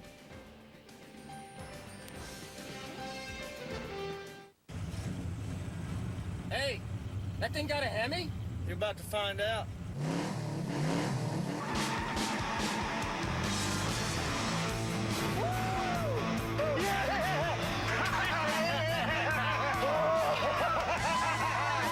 Excuse me. Can I have my order, please? Dodge Ram with the legendary Hemi. Loved by those who have one, dreamt about by those who don't. Sweet. Over 1 million understand its strength. It can improve your energy, your shape. This is Bowflex Power Rod technology, and it can only be found on genuine Bowflex equipment, like the new Bowflex Extreme. Now you can get the results you want, the exercises you need, all at an affordable price. You've never seen this Bowflex before. Pick up the phone and call the number on your screen now to get a free video or DVD and check out the new Bowflex Extreme. You can have a high-performance body. Just look for real Bowflex power rod technology, proven effective at burning fat and building muscle. Now you can own the new Extreme for no money down and only $19 a month. The Bowflex Extreme is not available in stores. You know you're ready. Let Bowflex help you get there. Call now for a free video or DVD today, because your results matter. And welcome back to our Dodge Halftime Report. New Orleans Bowl halftime. The first half belongs to the Memphis Tigers. They're ending a 3-decade-plus bowl drought, playing very good in the first 30 minutes, and they lead over the Mean Green. Now, this is the first of, count them, a record 28 bowl games going right through the Nokia Sugar Bowl on January 4th, right back down there in the Superdome. Shift the focus to a game that's intrigued you. These are your bowl beauties, a game that you like on the calendar. Well, the one that I like is the Plains Capital Fort Worth Bowl, and I like the matchup against TCU and Boise State. But I like Boise State a lot in this football game. Remember TCU during the season, we thought that they could run the table and possibly go to a BCS Bowl? That didn't happen. But let's take a look at Boise State, what they have on offense. They've got Ryan Dinwiddie, one of the top quarterbacks, I believe, in the nation. The way that he can throw the ball, make plays happen. The 28 touchdowns, just 5 interceptions this year. They're second in scoring on offense, 44 points a game. And there's my little buddy Tim Gilligan in for the score. Yes, Tim Gilligan, guys. Buddy. But on defense, they're 8th in the nation in scoring defense. They only give up 16 points a game, 5th in rush defense. And one thing TCU loves to do is run the football. But if you look at this defense from Boise State, they're very, very underrated, but they play solid teams on defense and special teams. I like Boise State big in this game. What about the Alamo Bowl, Mark? Talk about Nebraska, Michigan State. Yeah, Alamo Bowl, and let's talk about Nebraska. This is supposed to be the most coveted job in America by what some people would say, and the standards that have set at Nebraska. But I question Steve Peterson after he fired Frank Solich, why he didn't come up with that wow name. How come that big name hasn't stepped forward? Dennis Green's turned a job down. Mike Bellatti's turned a job down. Kirk Ferentz has turned a job down. Is anybody going to accept this job with a big name? Mark, you mentioned all the guys that have turned the job down. I don't know that any of those guys have been offered the job, and I think that's the point, is we don't know where they're going here. And the point is the players are really upset in Lincoln. They feel betrayed. They feel a lack of leadership. They just want to know who their head coach is. I think the reality is, and I think what Steve Peterson is doing is the right thing, relaxing, making sure that the right candidate is available. And you have to understand, when that candidate is named the head coach, there are bowl games to be played. There are NFL games to be played. I think you'll find out, Mark, when the next head coach is announced. You might say to yourself, oh, I see why they had to wait. The players have to understand it's not just about them. It's about the program. They may have to take one for the program right now. Well, they're going to have to take a big one, because it's interesting to me right now. You're going through recruiting season right now, just before bowl season right now, and during bowl season we've just started, that there isn't a name that's mentioned. There's not that one guy they're targeting. People want to know. That's the only major job that isn't filled right now. It's not like you're going to wait for an NFL coach to finish his season and come into Nebraska, because it'll be too late at that You and I want to know. It's because it's our job. Yeah, but it is 17 days and counting since that job was made available with Solich's firing. Recruiting, you're going to have to pretty much sacrifice a recruiting class. That's what you're going to have to do by waiting here. I think they understand that. Let's shift ahead to the Rose Bowl. Now, everybody wants to know what's going to happen with the national championship scenario. USC playing for, you'd have to believe, at least a piece of the national title in the AP polls. They take on Michigan, and I know the Wolverines certainly don't feel like spoilers in this game. Yeah, I think everybody's looking at this game, Chris, and saying on the surface, well, USC wins, don't worry about it. They get the AP championship, and they win half of the national championship. So wait a minute here. You look at this Michigan team, who I think is playing about as well as anybody in college football right now. And one thing about USC is you can say they have a great offense. Defensively, they didn't play well at the end of the season. Oregon State gave up about 500 yards. Look at John Navarre. This offense averaging 457 yards of total offense. They can throw the ball. And, Mark, come on. You remember Chris Perry against Ohio State, the way they ran the football. I'm telling you right now, Michigan is going to beat USC. They're going to win the Rose Bowl. We won't have any issues. And that game down in Louisiana will be the true champion. One question. How do they stop this offense under Norm Chow? I don't think they have to stop it. The point is their offense will be on the field. They can ball control, play Michigan football. And Matt Leinart, Mike Williams, and all those guys, the terrific talent that they are, they can't make plays if they're sitting on the sideline. Pace yourselves, guys. You got about 23 more bowls to kick this game around before New Year's Day. I'm just going to gum out early. Now let's go to January 4th, and Oklahoma will go into that game a slight favorite over LSU in the Superdome, but one of the most decorated college teams in the history of the sport already. The AP All-American team is out. Look at that, 5 Sooners on the first team. That equals the most any team's ever had. The 45 Army team with Blanchard and Davis, the 87 Sooners, Keith Jackson, Ricky Dixon, and now the 2003 Sooners. Look at the major awards. I mean, the Heisman going to Jason White, that's just the tip of the iceberg. 3 different Sooner defensive players winning major award. That's incredible. And look, they have it at every level. That's the point about their defense. You have it up front with Tommy Harris, Teddy Lehman in the middle, and then Derek Strait at the defensive back. We didn't even mention guys like Dan Cody. I mean, they've got terrific players not winning major awards that are part of that great defense as well. I think if you look back on this is probably Bob Stoops' best job of recruiting. Go back 3, 4, 5 years. These are those players that he brought in after the national championship year. These are the players that he wanted to lean on, and some players came from junior college. He got players that he recruited across the country. I thought that was key for Bob Stoops to do that, to mix those guys together. And those guys on the list tell us there's a whole lot of All-Americans you've never heard of because they haven't seen the field yet in the pipeline in Oklahoma. By the way, USC had 3 first-team All-Americans. LSU, the Sooners' opponent down there in New Orleans, only Chad Lavallee. That doesn't mean anything once you kick the ball Rose off. Bowl pick, did you? No, I said you got a lot of time to go before you go at each other. We'll come back. A couple of news stories and news of the Sonic Bowl mania. Stick around. This halftime report brought to you by Dodge. You can take life as it comes, or you can grab life by the horns. Dodge. Yeah, honey, everything's under control here. Yeah, we had popcorn for dinner. No, popcorn chicken from KFC. It is so not a nugget. KFC's popcorn chicken is real fun and real food. 100% all-white meat chicken breasts, freshly cooked in fun-sized bites. $1.99 for individual or party size for $6.99. What kind of dad do you think I am? For a fun take on real chicken, you got a KFC What's Cooking. Well, I think you look great. This year, the holidays are Gateway, so give the box. Inside, you'll find the season's hottest gifts. For a limited time, get a free Gateway 5-megapixel digital camera with the purchase of select PCs, like our M675, which features an Intel Pentium 4 processor with HD technology. Act now and get free shipping with delivery by Christmas. We also have great desktops starting under $500. So hurry in, give the box. This is knowledge. This is innovation. This is inspiration in action. This is a student body 20,000 strong. And this is why they come.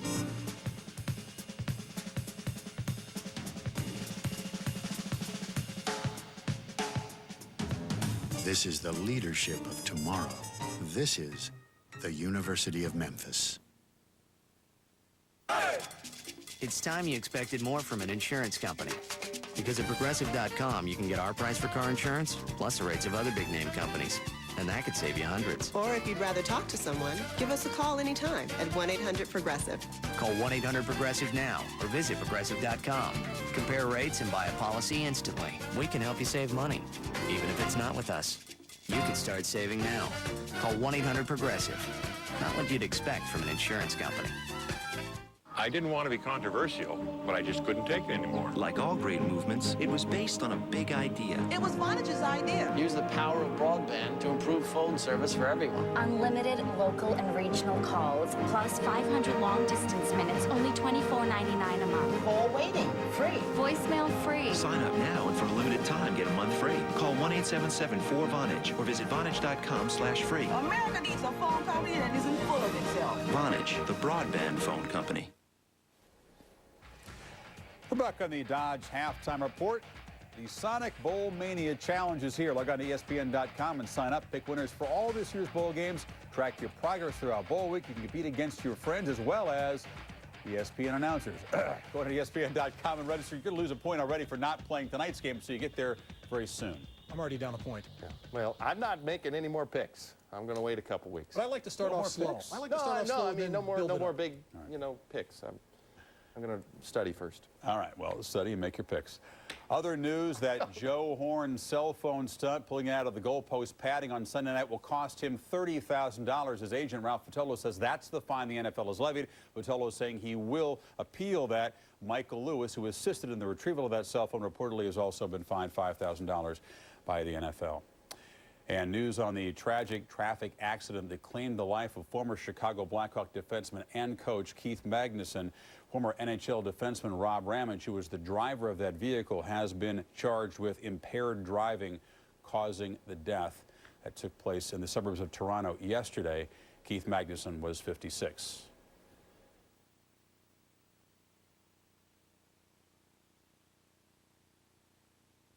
Enjoy your new Durango. Look, it's got a DVD. And see how smooth the ride is for you and Fluffy? Liz, what are you doing to him? I'm just showing little Joey the new Durango. Son, there's only one thing you need to know. Hemi. Can you say Hemi? Hemi. That's my boy. The all-new Dodge Durango. Big size, smooth ride, Hemi power. Starting under $26,600. In the red zone, the best way to defend against the play is to stop it before it starts. That's why I use new Red Zone deodorant from Old Spice. Red Zone's new odor defense system helps stop odor before it starts. And the scent lasts longer than the leading brand. Try it. If you don't like it, Old Spice will buy you a stick of something else. Hey, it's better to be defensive than offensive. New Red Zone deodorant from Old Spice.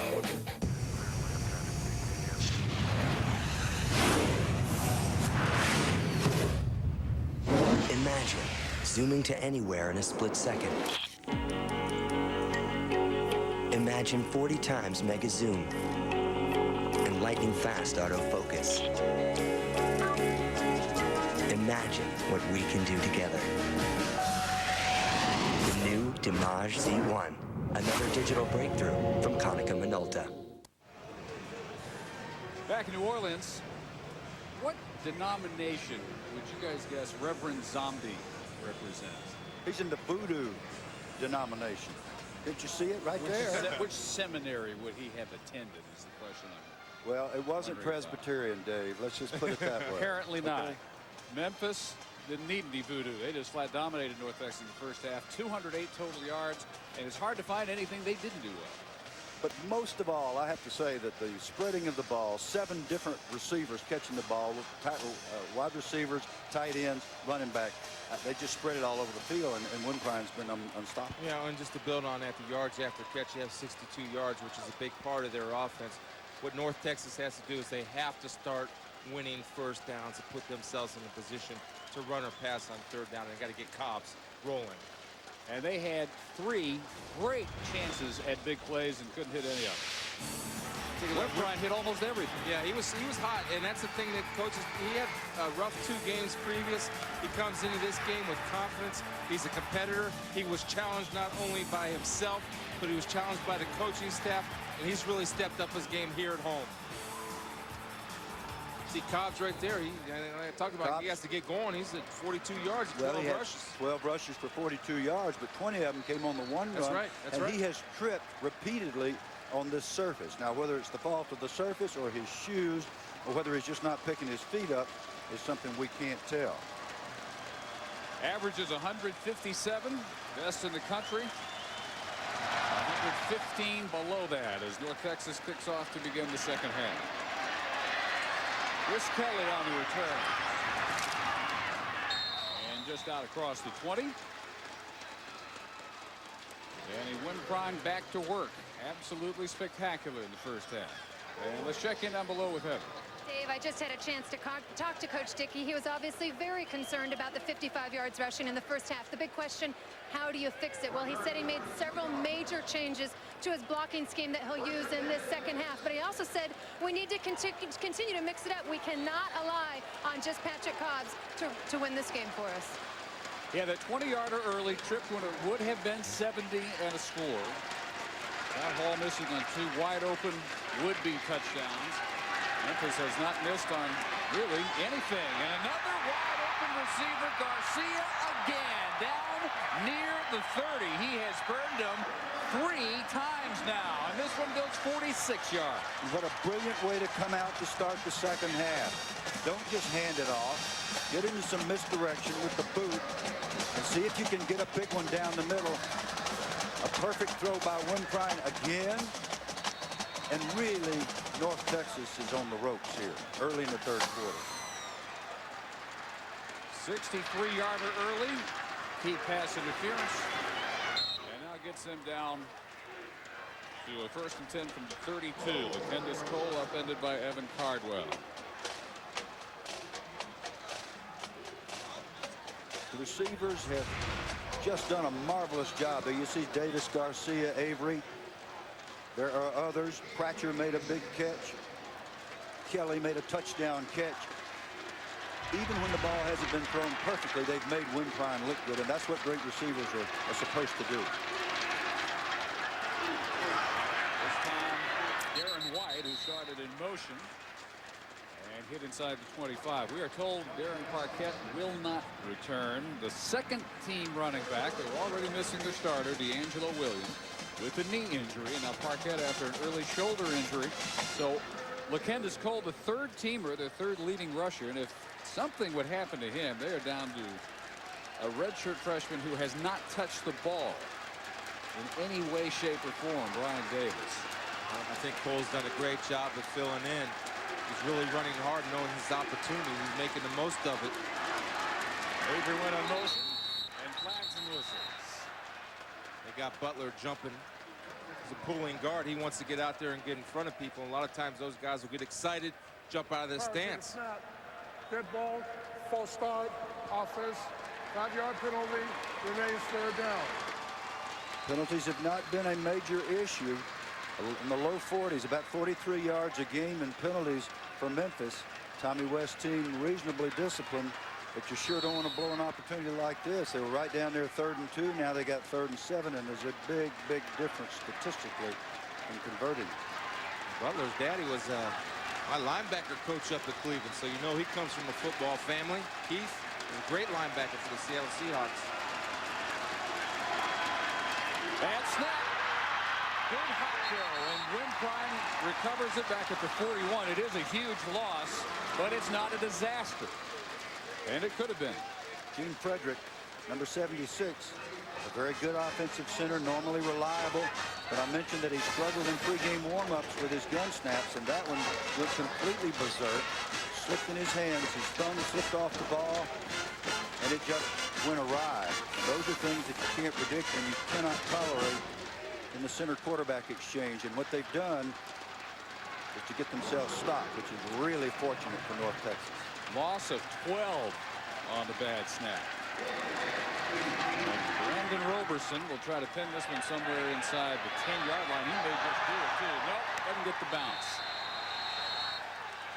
And they'll net just 21 yards. It's funny there, Johnny Quinn took a shot. Now that ball wasn't near Johnny Quinn. Johnny Quinn wasn't near the ball, but the Memphis defender comes down. Derek Ballard comes in and tackles him. They're lucky they didn't get a 15-yarder on that. Yeah, and look at Tommy West's face. He knows full well what could have happened there had they been able to punch that in. So North Texas will take it for the first time here in the second half, down 14. Oh, camera, oh, digital, with close to 3. An individual. I see a mom and a dad who are completely behind their kids. Introducing the Chrysler Pacifica. Us will be going pro in something other than sports.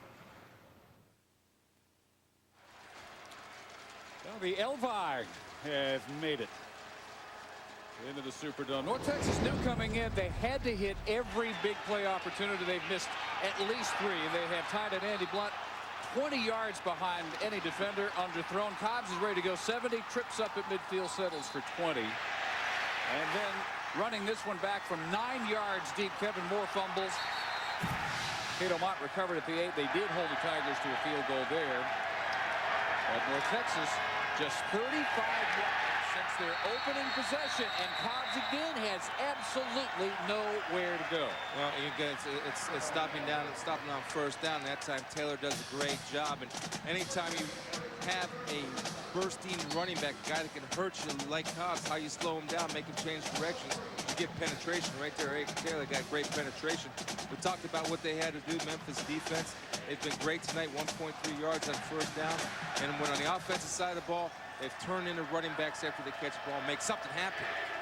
We'll see where Daryl Dickey has changed the blocking size. He mentioned to Heather at the half. And if they produce anything good. Just to the 21-yard line this time goes Cobbs, running into the nose tackle Albert Means. You know, you can draw up any blocking assignment, any blocking scheme you want, but if you don't sustain blocks, as Coach Curry will tell you, it does not matter what kind of scheme you have.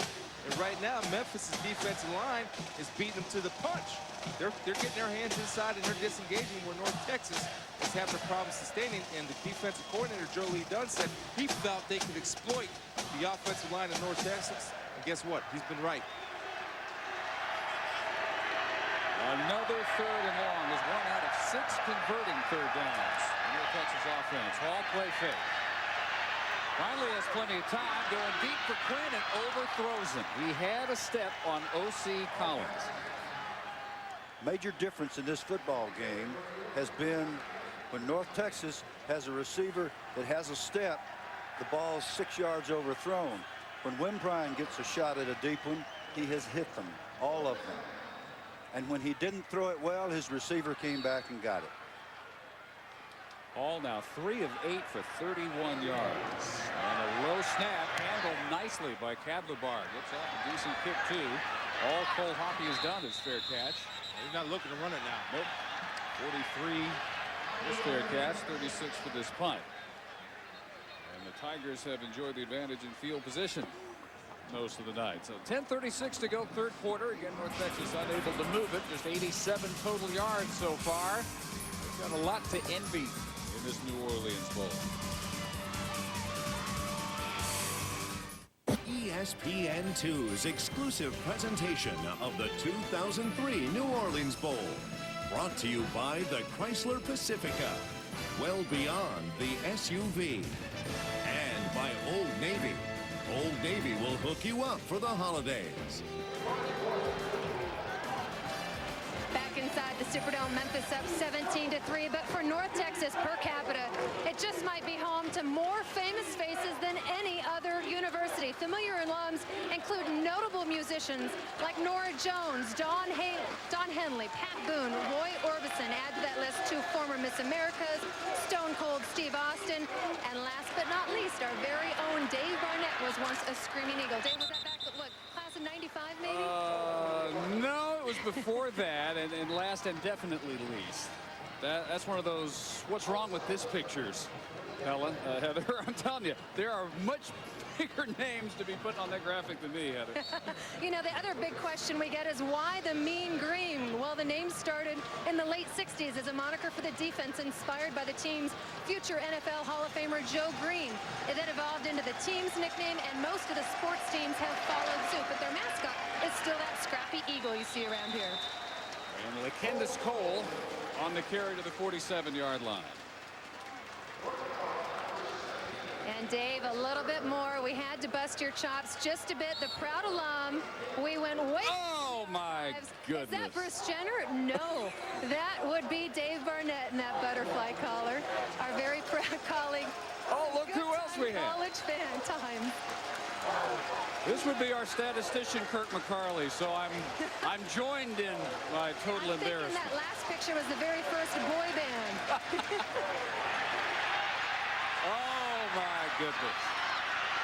Wimprine almost intercepted.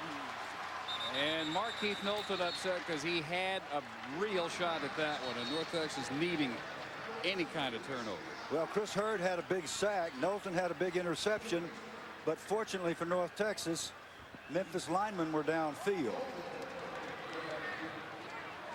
So they get something decent out of it. Yeah, good job by Wimprine. Again, that was probably the first time this ball game where we saw him try to make something happen that wasn't there, and that's what they were trying to avoid. But it was a good job downfield offense.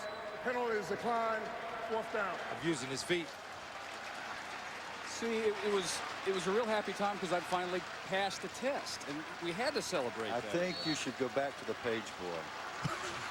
Well, he was so precious. I think not.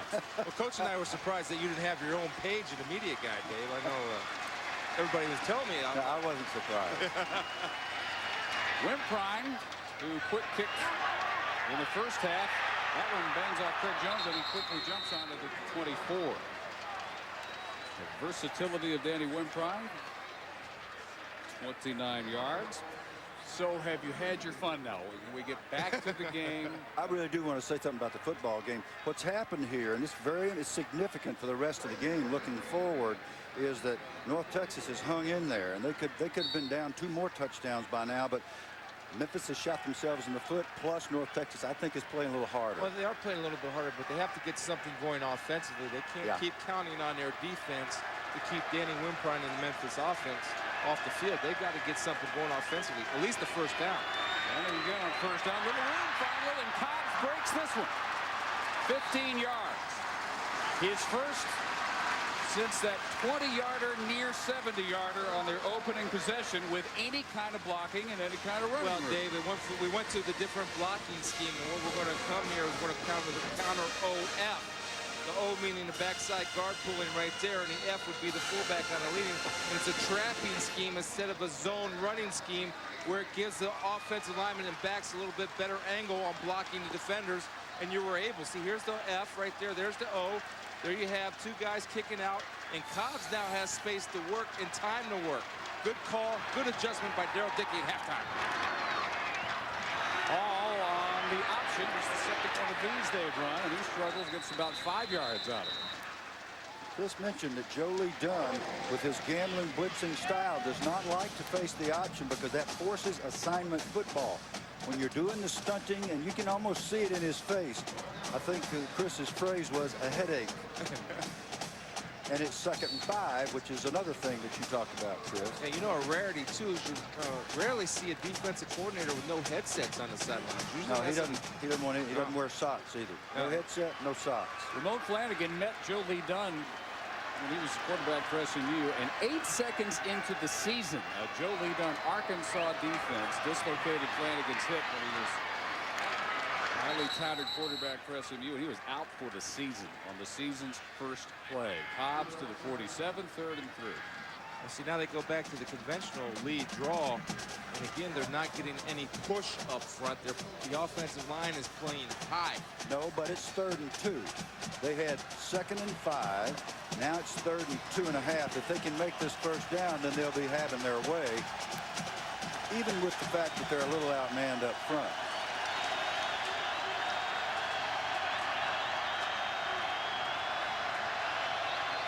Tiger fans asking for a stop. First time North Texas has moved it since their first series. Toss sweep Cobbs, and he's short of the 3rd. And they did not make it. I think that was a tactical mistake by Ramon because he went unbalanced to the field, sent a man in motion to get an extra blocker, but in so doing, he announced to Joe Lee what he was going to do, and they ran it down. Yeah, they did, and speed on this Memphis defense is what it's built on. They're not overly huge up front, but they all can run, as witnessed on the last toss sweep, chasing the #1 back in the country down from behind. So they move it, but they still can't cross midfield, and Cavalier will again kick to Hoppy. But first, North Texas will have to burn a timeout. So you don't burn a timeout here. You take the 5 yards because of the field position. No kidding. Yeah, that's not smart football right now. I think maybe you have coached. No, yeah, I told you, little girls soccer. We learned something, big man. We led the league in penalties. Imagine that, huh? But Daddy, do you want me to kick her again? No, I'm sure you didn't coach that. Thursday night, more bowl action here on ESPN2. Miami of Ohio, MAC champions, led by quarterback Ben Roethlisberger. A lot of NFL attention, and the Louisville Cardinals will be waiting in Mobile in the GMAC Bowl. Thursday night, 7:30 Eastern, ESPN2. I talked to a lot of NFL scouts, and if Ben decides to come out, a lot of people have him above Eli Manning. That's a strong statement on how good he is. If anybody saw the MAC championship, that would not be that surprising to hear. Yeah. And I think there's a lot of good quarterbacks, and not to mention the Heisman Trophy winner, Jason White. Congratulations to him. That's a picture of perseverance there. 2 ACLs coming back. He may come back for a 6th year. He's talking about getting another medical redshirt, and perhaps petitioning to play again next year. Memphis team met with Eli Manning early in the season. A huge win for the Tigers. At that point, no one could really tell that Eli would have the season he had, or certainly that Ole Miss would have the season they ended up with. And then somehow they lost to Mississippi State. Even harder to figure.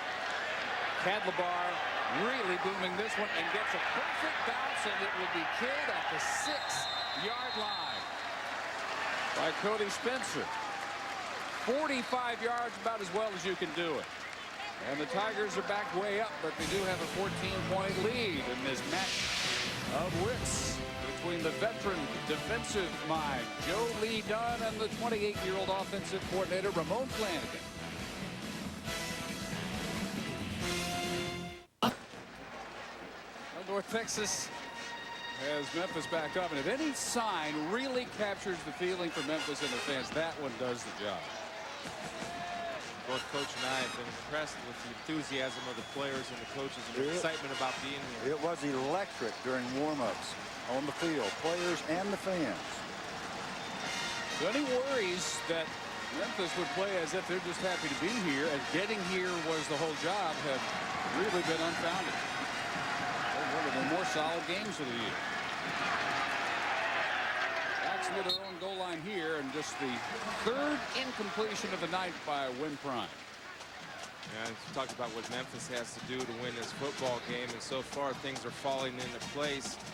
Hall, the quarterback, Scotty, is only able to 3 for 8 for 31 yards. They eliminated Cobbs 62 yards, but a lot of those yards on 2 runs, and you're getting solid play from your star, Danny Wimprine, who's responding to the pressure of the coaches. And at one point, real quick, is that North Texas has a chance to create some field position for their offense this series. Cole unable to get any kind of corner room over there and chased down by Kennedy. Yeah, Big Booger. Big Booger got him. Big Booger does a great job of pursuing down the line of scrimmage, and he's tough to move. And watch his pursuit angle and coming down and finishing the tackle. And the one thing I like about the tackle that he made is he brought his feet. He ran through the guy as opposed to running it to the guy. Right there, he beats the center, just disengages, and this is nice. And let the big man come down and wrap his arms and bring his feet and run through as opposed to run to the man. Run through him, Booger. Brother Kanoy, the NFL, proud of that one. And 3rd and 12 coming from Memphis. And flags and early movement, it looked like on Cole this time.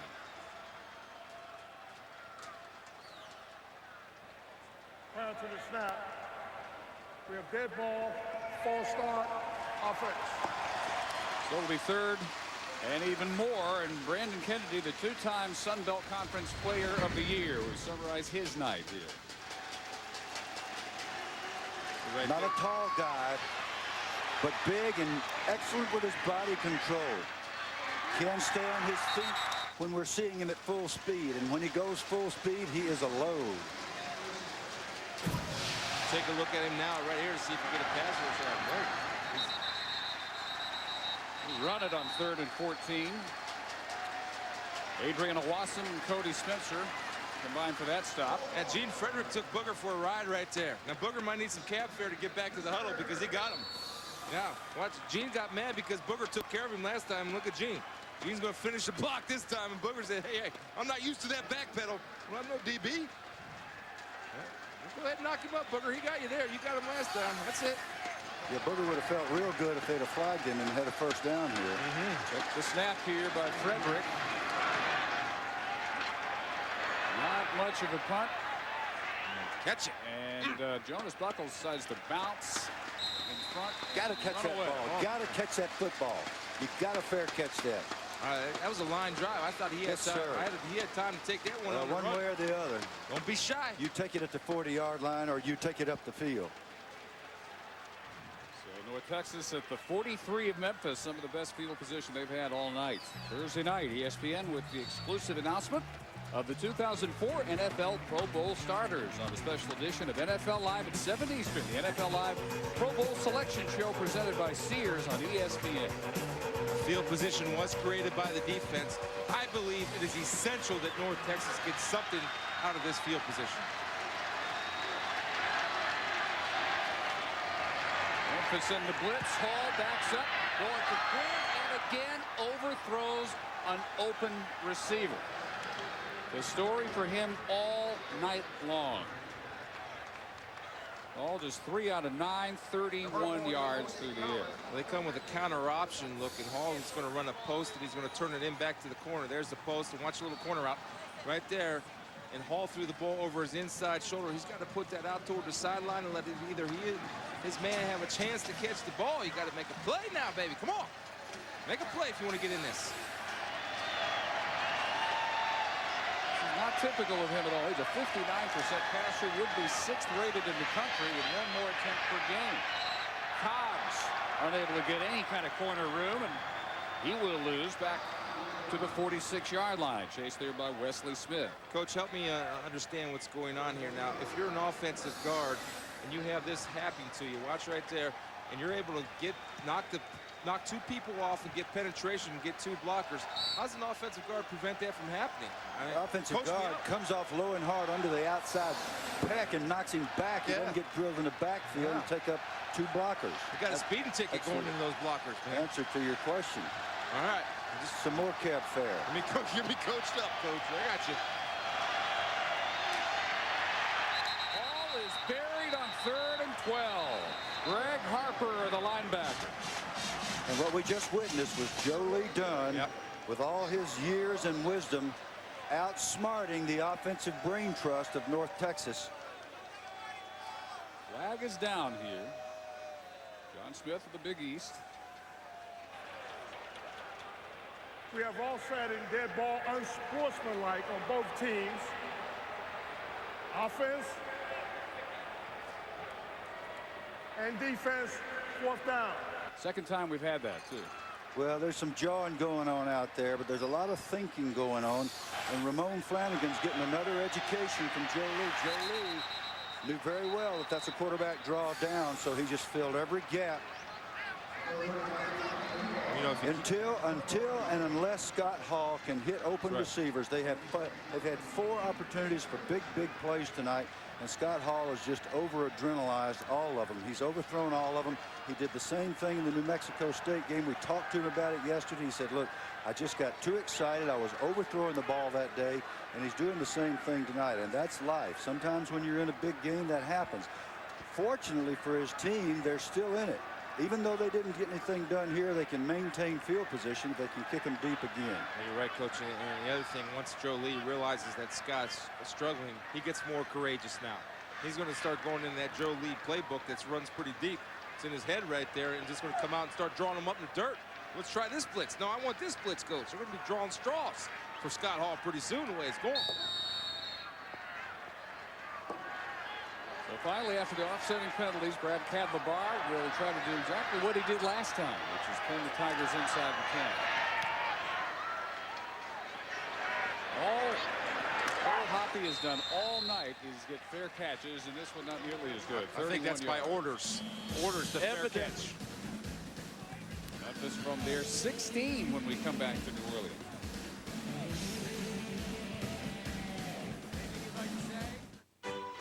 The Superdome, where North Texas's defensive star Brandon Kennedy is being hampered by severe cramping in both his calves and his hamstrings. Now, during halftime, the athletic staff did administer an IV of saline solution to try and hydrate it. It is very, very humid in here.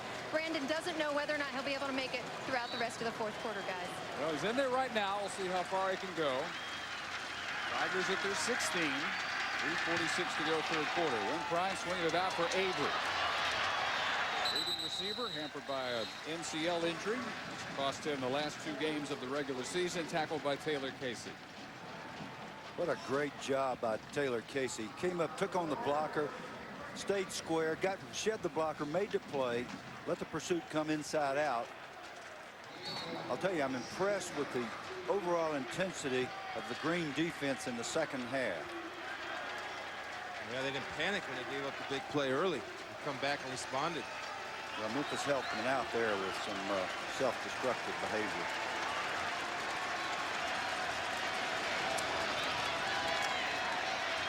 They fake, and Wimprine looks up with some room for a second or two, and then it evaporated, and Michael Pruitt got him low. Look at our ESPN2 game track. It's the third quarter now. First half belonged to Danny Wimprine. He had only one incompletion. He threw for a touchdown. He rushed for a touchdown. And the yak yards really favored Memphis. 82, and a lot of those on two completions to Aaron Garcia for 109 yards. He was involved on another long pass interference call against Jeremy Pearl. Make the case for him for MVP tonight. Not for the almost perfect play of Wimprine. Wimprine showing some hesitancy, a little uncertainty for the first time in this football game. And you can see the tension mount in the offense of Memphis. Well, Coach West is getting on somebody right there. Now, he might be getting on Wimprine, or he might be getting on his coach over there, calling the plays for him. Memphis timeout. All right, everybody likes to pick the bowls. Everybody likes the basketball brackets. Here's your chance now to do it in bowl season. The Sonic Bowl Mania Challenge is the official ESPN office pool. You can join it. You can enter by logging on to ESPN.com. Search Bowl Mania, register for a free account, and compete against us and our other college football announcing colleagues. You pick the winner of all 28 bowl games, assign your level of confidence, which game you are most confident in your prediction, all the way down to your least confident prediction. And the highest point total wins a trip to a bowl game next season. We will accept entries all the way through 8 Eastern Christmas night. Your picks in? Okay. Yeah. That's not very confident. I had a little trouble with that computer thing. I think we're not allowed to vote in office pools. No, you're required. You're required. There's no money changing hands here. You're required. We don't get any money? No. Well, why would we? What they pay you, Coach? You don't need any money now. Yeah, right, Chris. You played when the money was flowing, pal. I played in the penny days. Penniless.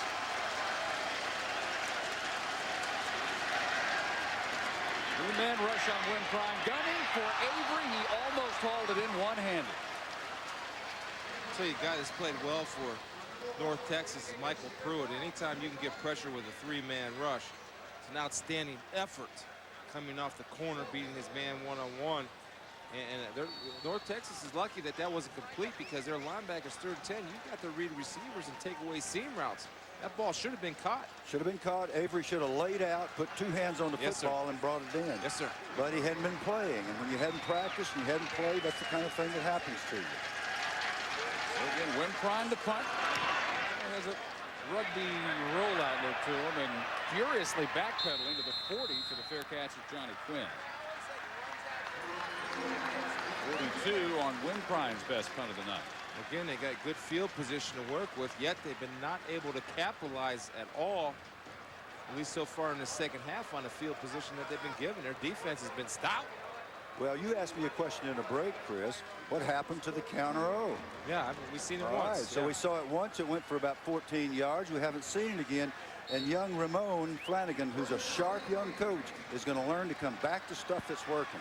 Texas going for 9 straight, which would equal them with Boise State for the 2nd longest current win streak behind Miami of Ohio. They on the draw for Cobbs, and he gets maybe 2 to 44.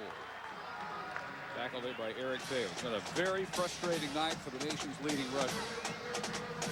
60 yards on 62 now on 19 carries. Barely 3 yards per carry. Most of it average is 5.5. Most of it on 2 runs. Look there now. You see, taking a look at Memphis' defense. They got all guys up here in the box for the run. You've got to be able to throw something down and give them a chance. Jamel Branch, the latest to struggle with his footing. On the little hitch, he loses back to the 40, and they're looking at 3rd and 12. That's been the story all night. North Texas really struggling with this surface. They're not accustomed. Obviously, they're accustomed to playing on regular grass, it would appear, because they're planting what they hope are cleats. You're shaking your head no, Dave? Not since the Joe Green era. Really? It's been a while since they've played on artificial turf. Not this type. They're not accustomed to this. They're not accustomed to the Astros. They're accustomed to better traction.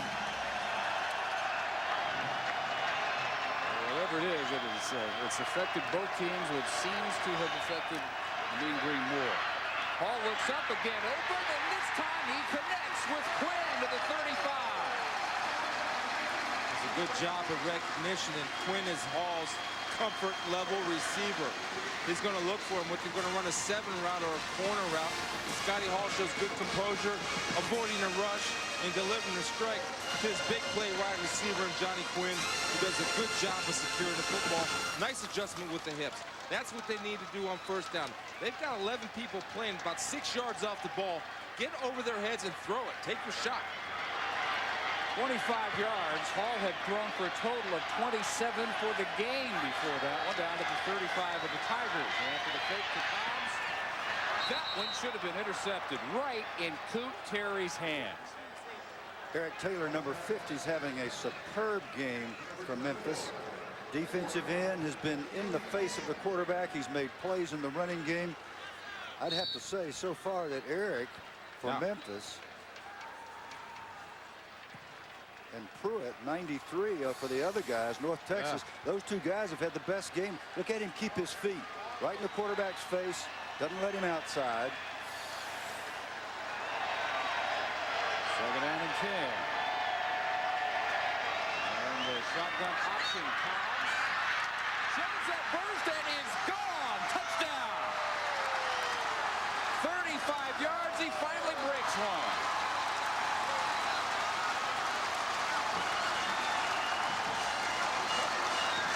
Now the pupil has become the teacher. Ramon Flanagan, the fine offensive coordinator for North Texas, has said, okay, Coach Dunn, let's see if you got an answer for this one. A little option, play side out of the gun.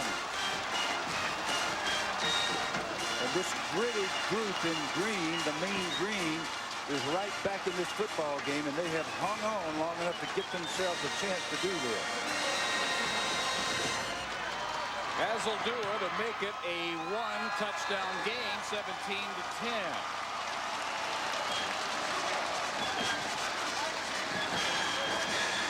Okay, it's going to take they're going to run the speed option. That means it's direct snap out of the shotgun. He reads the outside linebacker pitch and watch a little shake and bake. Give him a leg, and he will take it away. Right there. Bogle overruns it. He doesn't close the gate in front of the ball. And when that young man spells a touchdown, he'll go ahead and find it for me. He did. And look at Coach West right there. Being a defensive guy, you don't want to give up big plays on the ground. This fellas gave up a big play on the ground. That didn't make him happy. He just watched the game get away from him.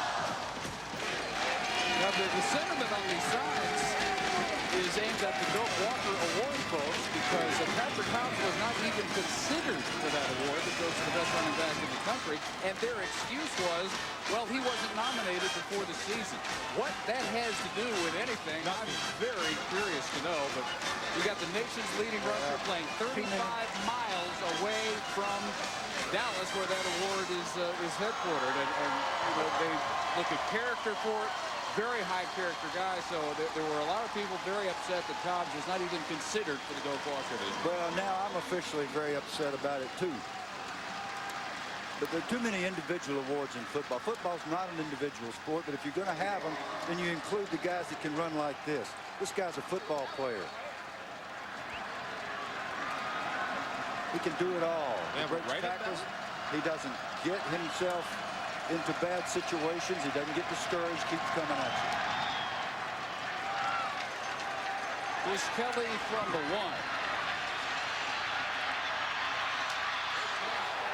Is belted at the 26-yard line. From the flags again. Allen Harrison flies in for the special teams hit. I'll give you Kelly credit too for hitting it up in there now. He's not running on the eggs or running shy. No, he's coming after it. Yeah. But while the officials are conferring, let's talk about Patrick Cobbs. He's also a very unselfish player. His teammates love him. He shares the credit with everybody on the team rather than to take it for himself. Top 3 of the country this year on the ground. You have Michael Turner of Northern Illinois. 37 yards per game. Number 2, the Sooner defeater, Darren Sproles. And then you have Patrick Cobbs at 157 yards per game. 97 to 9 on 20 carries. And a 35-yard touchdown to get the Mean Green back in this New Orleans Bowl. The unselfishness you talked about, the Bill Lickies, as he went to him late in the Arkansas State game, said, Going to return, we have a live ball, holding foul against the returning team. That's a 10-yard penalty from the end of the run. Said you're just a few yards away from the single game record, the season record. The dead ball, personal foul, both ways. Offset, first down. And the third offsetting penalty. Anyway, Patrick Cobbs said, nope, Coach, we got this game. Let the backups play. They work as hard as I do. That's what Coach is talking about, how football's a team game, and right there's the epitome of a team player in Cobbs. You got Booger down there getting him going. Now let's see if he can take his cheerleading into play right here. We'll show you. Get an ISO on Booger. He's right over the center. Quarter blitz. And Cole busted. A much harder hitting North Texas defense now. Walter Priestley coming in to join Chris Hurd on the last play of the third quarter. And the Mean Green get the only points of the third quarter. Yeah, Booger made him cut it back. Let the linebackers go get him. Memphis did anything it wanted in the first half. Brendan Kennedy and company turned things around a bit. They're very much in this New Orleans Bowl with the fourth quarter still to come. It could be the noisiest single moment of the three New Orleans Bowls that have been played here in the Superdome as we begin the fourth quarter with Bill Curry, Chris Spielman, and Heather Cox. Dave Barnett. It was 17-3 Memphis. They did anything they wanted in the first half. Well, Texas could get nothing, but they got a 35-yard touchdown run by Patrick Cobbs. And Wimprine unloading for Avery. Broken up this time in triple coverage. Greg Jones got back there from strong safety. Yeah, that's the good news, but the bad news is Avery was wide slap open, and Wimprine, for the first time tonight, could not get the ball to his open receiver. The bad news for North Texas is, yes, they're playing harder, and they're running to the football better, but they are still getting beat deep. Look at Avery. He's got 4 steps on the entire secondary. Craig Jones, most notably, number 22. Buckles coming from the other side of the field, a late arrival. They're lucky there. They need 9. They've missed their last 6 third down conversions, and 5 of 13 for the night now. Wimprine again deep, again wide open, and again Jones gets a hand on it intended for Darren Garcia. Well, they went a little conservative in the third quarter. So much for that, the fourth quarter. Right here, Dave, take a look now. I want to show you something. This isn't cover 2. Now, if you're going to play cover 2, what you have to do, this guy's got to get a jam on the receiver to slow him down so he can give his safety time to get over the top. He lets Garcia run straight through. He puts too much pressure on the safety. The safety didn't have time there. And the only reason why North Texas isn't going to have the field goal block team on is because Garcia dropped the ball. But if you're in cover 2, you've got to jam the wide receivers to slow down the timing of the route. You mean the extra point, though? Thank you. Same thing. Kickers are kicker. Quinn chases this Wimprine cut back to the 42 with some room, a flag down on a block way behind the play. Quinn to the 37-yard line. Knowlton and Darren White got tangled up after Quinn had run a good 10 yards beyond him. Great point. I mean, that's not a smart football play. The guy's pass you, he calls save it. You can block a guy in the back. All you got to do is go up and belly bump him. They'll never call you. You can throw him in the back all you want. Just throw your hands up. Look, that's what the coach is saying, man. Belly bump him. Save it. But you go ahead and knock a guy in the back after the guy's running by you. You're killing yourself. Going to return, holding, return team, 10 guys from the spot. That's even worse. First down.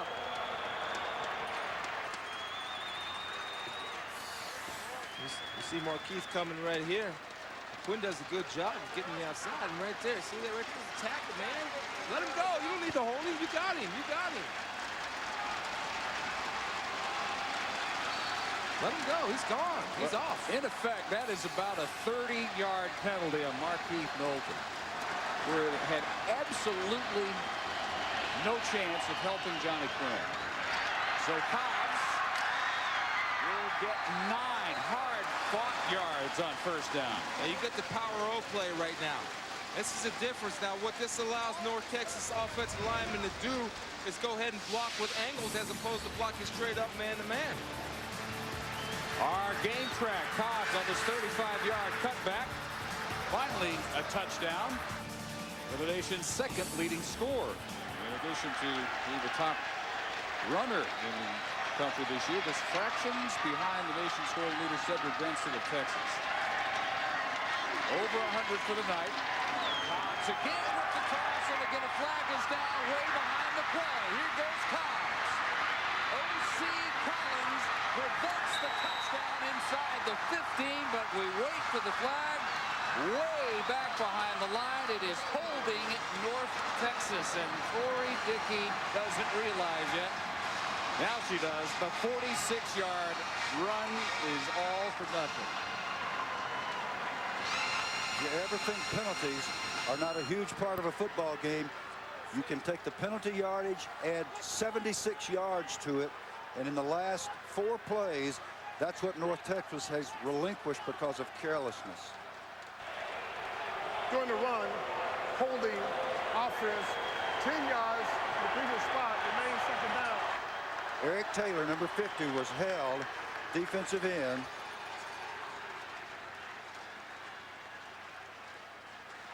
Yeah, I'll tell you, well, wait a minute now. Zuniga got him. Zuniga was called, but that's a very questionable call in my mind. Well, he brought the left hand over and swatted him down from behind. Take a look. If he keeps his hand. Watch the right guard. We can see him right here. All right, there it is. It was absolutely a good call. I was wrong. You can't bring that back hand and sling him on the ground. Just can't do that. Well, the this offensive line leader has cost him big time. This one, in effect, a 57-yard penalty, and Hall shot for a loss back at the 29. They had Cobbs at the 13 of Memphis before that flag, and now they're at their own 29. So 87 yards they've given up because of penalties. 87 in the last 4 or 5 plays. Now, this is a team that was penalized at 89 yards per game during the season, and when we mentioned it to the coaches and players yesterday, they were sort of flippant about it, but it has just killed them here. The guy right here is Johnny Quinn. That's the guy he's like to go to in this type of situation. Well protected. All again lucky it wasn't intercepted, this time by Will Hayden. He returned one for a touchdown against Houston this year, right in his hands that time. Yeah, North Texas had 3 guys in the same area, and that's obviously a missed route run by the receivers. A hand grenade would have got them all. You know, you got to spread the field a little bit and let that defense spread out so you can find a hole. Boy, a night of what could have been for North Texas. Cobbs twice has broken long ones that didn't produce anything, missing wide open receivers has been Scott Hall's issue all night. 2 hugely costly penalties in the last couple of minutes here. Hoppy finally returning a punt. Good for him. Well, for Daryl Dickey, it's an interesting week because he used to coach at Memphis. When he did, he met his wife, Tori, who was just all torn up about that penalty a minute ago. Heather will talk with Mrs. Dickey. We'll come back to New Orleans. North Texas just a touchdown away from tying things up. Emotions at for all-time high for Coach Dickey, well, also for his wife, Tori. Now, you've been very emotional throughout this game, but of a very unusual allegiances and the fact that you graduated from Memphis. So who do you root for? There's no question. North Texas, all the way. I was beginning to wonder, not a lot of green, not any blue. You looked a little bit neutral, but Coach told me you know who pays the paychecks, right? Oh, absolutely. I'm proud of Memphis. It's my alma mater. I'm glad they're here, but we got to win this game. Are these the longest 12 minutes in your life? Yes. Any words of wisdom for Coach? He'll do great. He always does. We'll let you enjoy it and try not to be too nervous throughout the rest of this one, okay? Go Mean Green! She reminds me so much of someone I know and love with all my heart.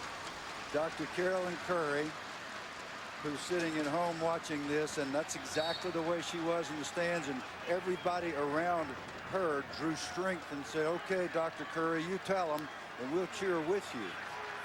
And obviously that's what Tori Dickey does as well in support of her husband, and a lot of great ladies that are coaches' wives. Memphis hit with a false start. And then they get North Texas to jump and snap it. I think North Texas got back and nobody moved. I think they're going to come up 2nd and 16.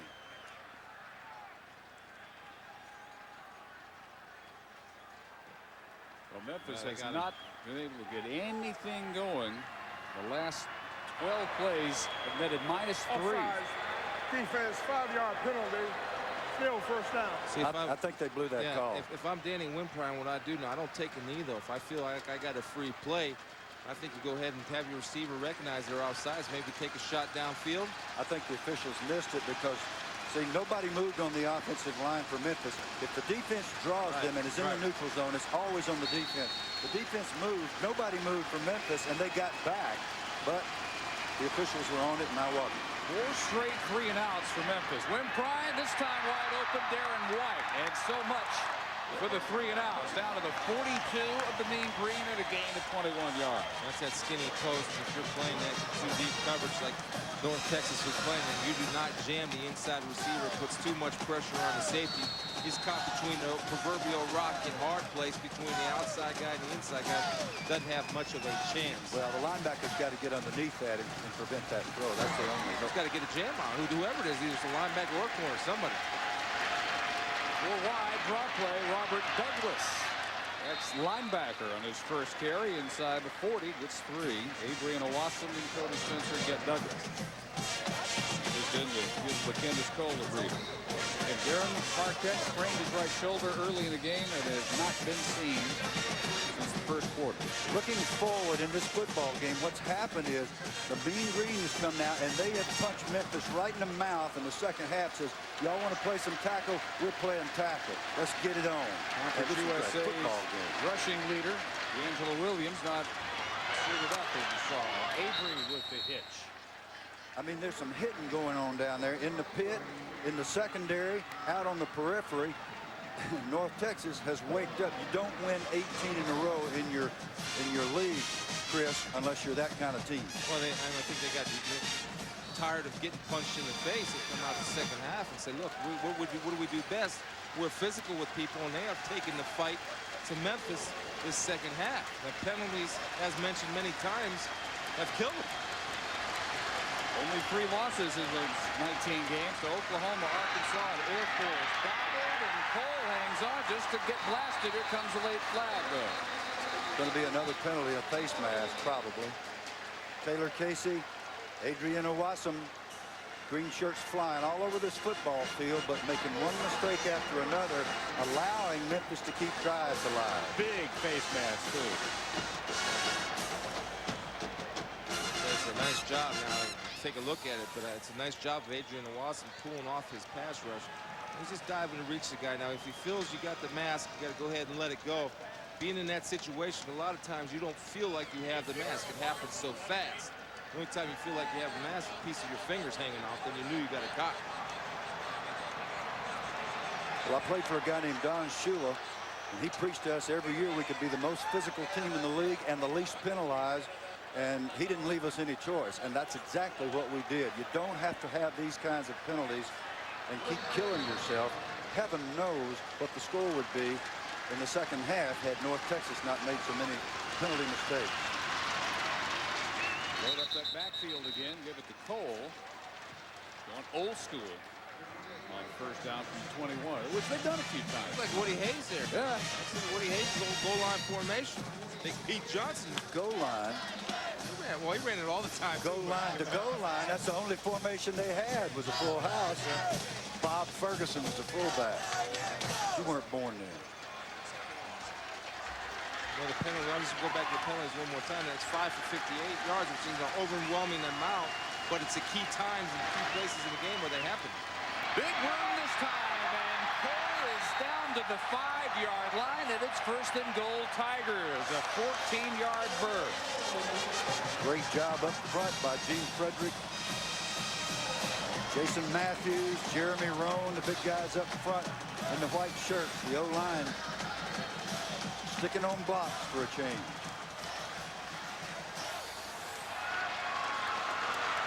So the Tigers poised to accept these North Texas gifts. Cole just able to back his way back to the line, losing his hat in the process. Now, the Tigers this year have not been a good team in these red zone situations. That's not a good ratio at all of touchdowns to opportunities, especially with 6 turnovers. It looks even worse. 2+ now. The opportunity of them pounding it up in there with the loss of the top 2 running backs. And Cole's done a great job tonight. Still, he's not. There's a reason why he's not the starter.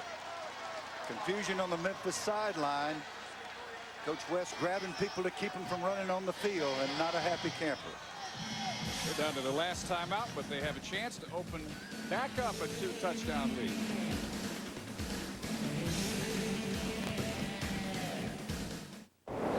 Neither cold nor heat nor wind nor rain nor dark of night have kept Matt Kenseth and Ford from their appointed rounds. The 2003 NASCAR Drivers' Champion is Matt Kenseth. What else would you expect from the guys who make the official truck of NASCAR? Yeah, honey, everything's under control here. Yeah, we had popcorn for dinner. No, popcorn chicken from KFC. It is so not a nugget. KFC's popcorn chicken is real fun and real food. 2's exclusive presentation of the 2003 New Orleans Bowl. Brought to you by New Orleans. Discover all that New Orleans has to offer at neworleansonline.com. New Orleans, happening every day. And by the next Ford F-150. Built Ford tough. When mascots collide. Next on Jerry Springer. You got pad level. Got good pad level on Eagle. 2nd and goal from the 5 after a timeout. 4 straight 3-and-outs until they get this drive extended. And right up through the middle of the end zone goes LaKendis Cole.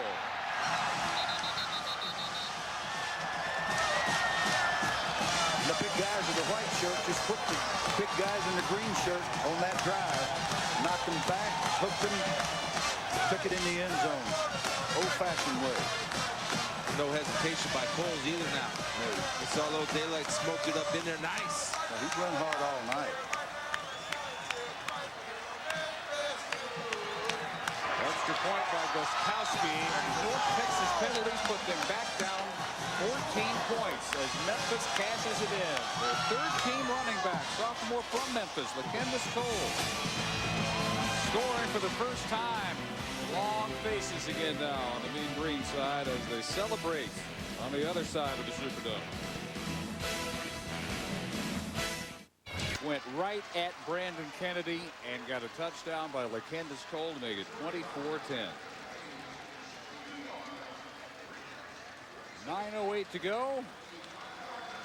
And the Tigers, who thought they had total control of this thing, now do again. Well, he said Saddam was caught and I graduated. Miracles happened.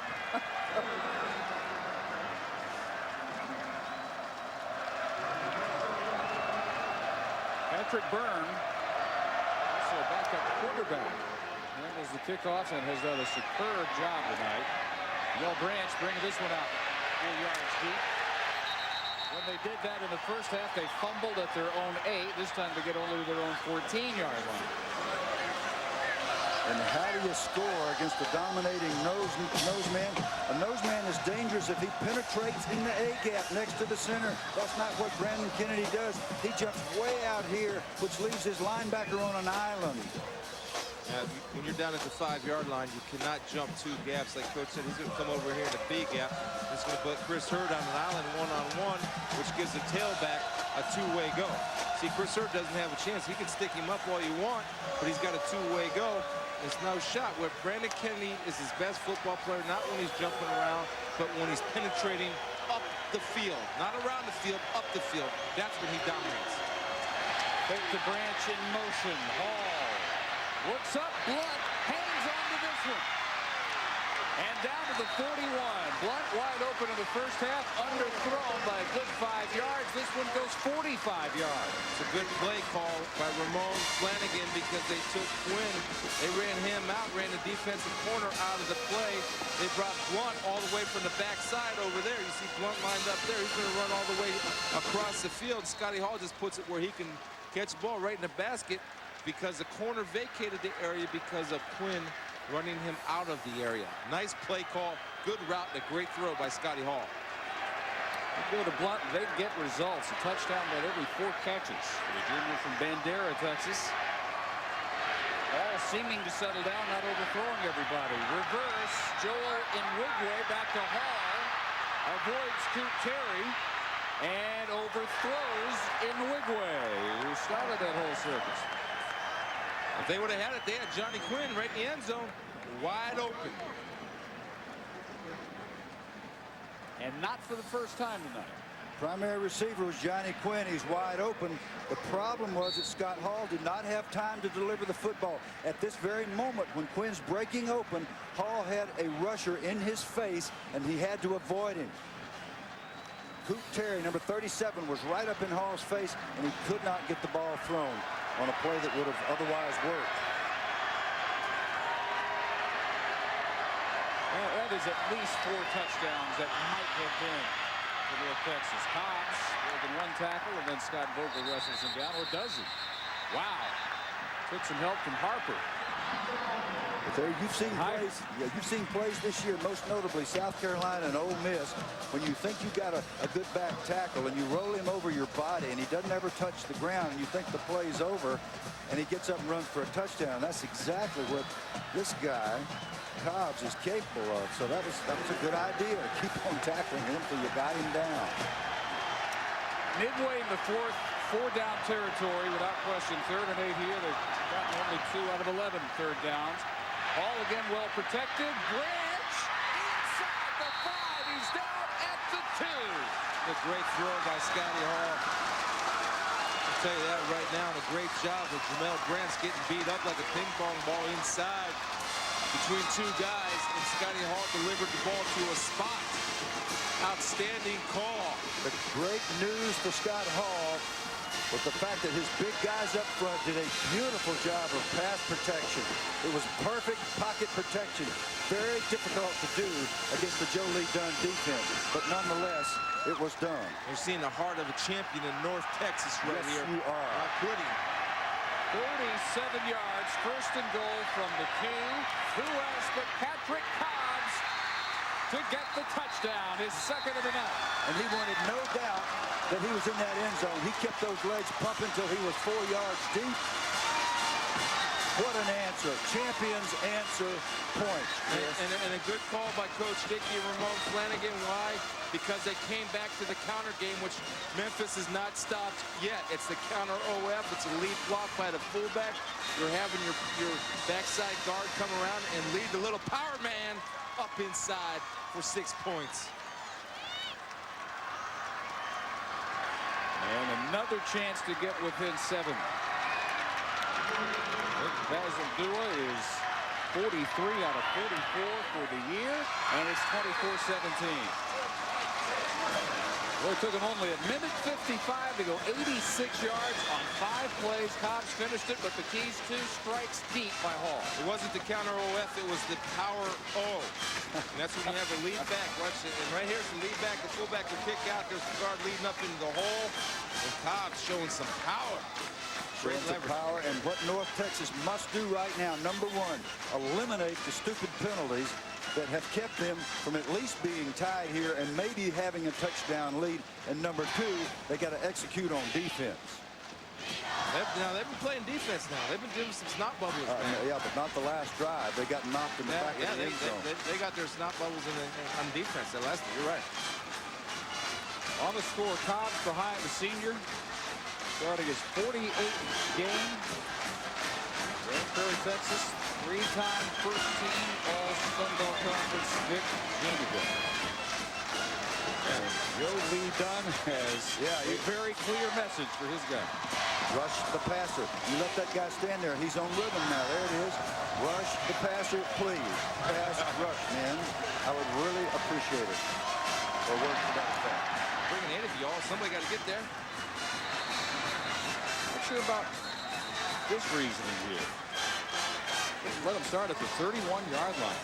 He might have mishit that because you're right. Why do that? Haven't returned anything all night. I see the coach going over there asking, what are you doing? So he's going, when the coach goes down and talks to the kicker, you know you had a miscommunication on what you want done. When the kicker comes off about 40 yards from the coach and gets behind the lineman, you know there's a reason for that. I don't know, Coach. I don't know what I was thinking about.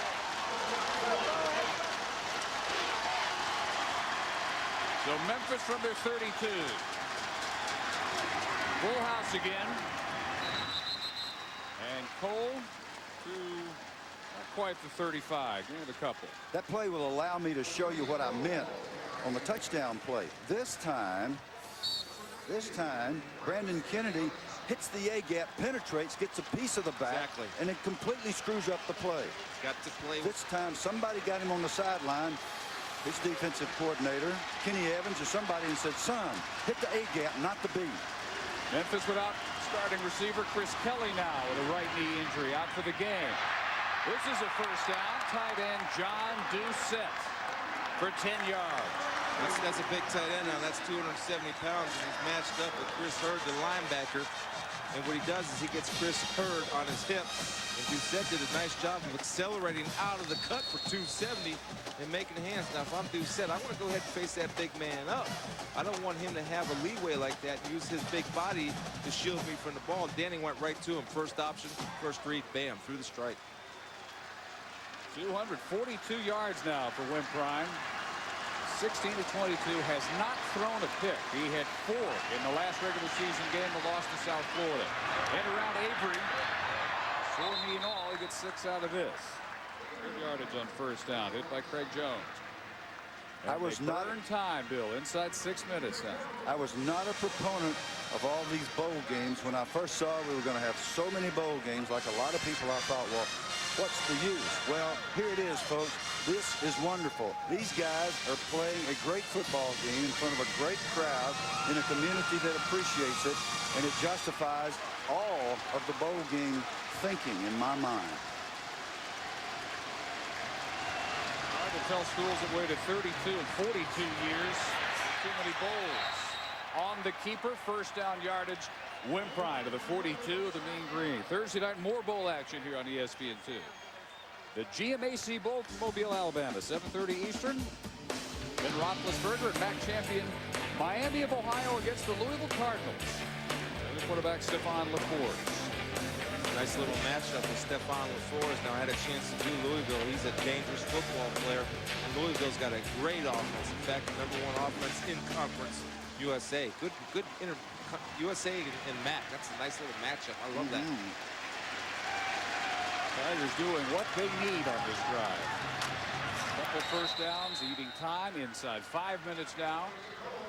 Cole just inside the 40.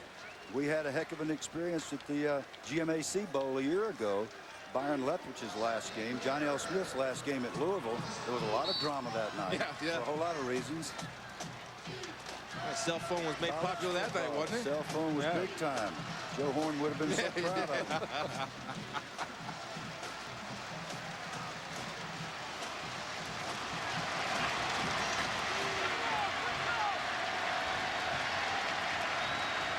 Is really needing to force a 3rd and long here. Draw play, and he'll do it. No gain for Cole. Again with Booger. Penetrating Booger. Yeah, that phone call you're talking about, very expensive, as it turned out once the fine was handed down today for Joe Horn.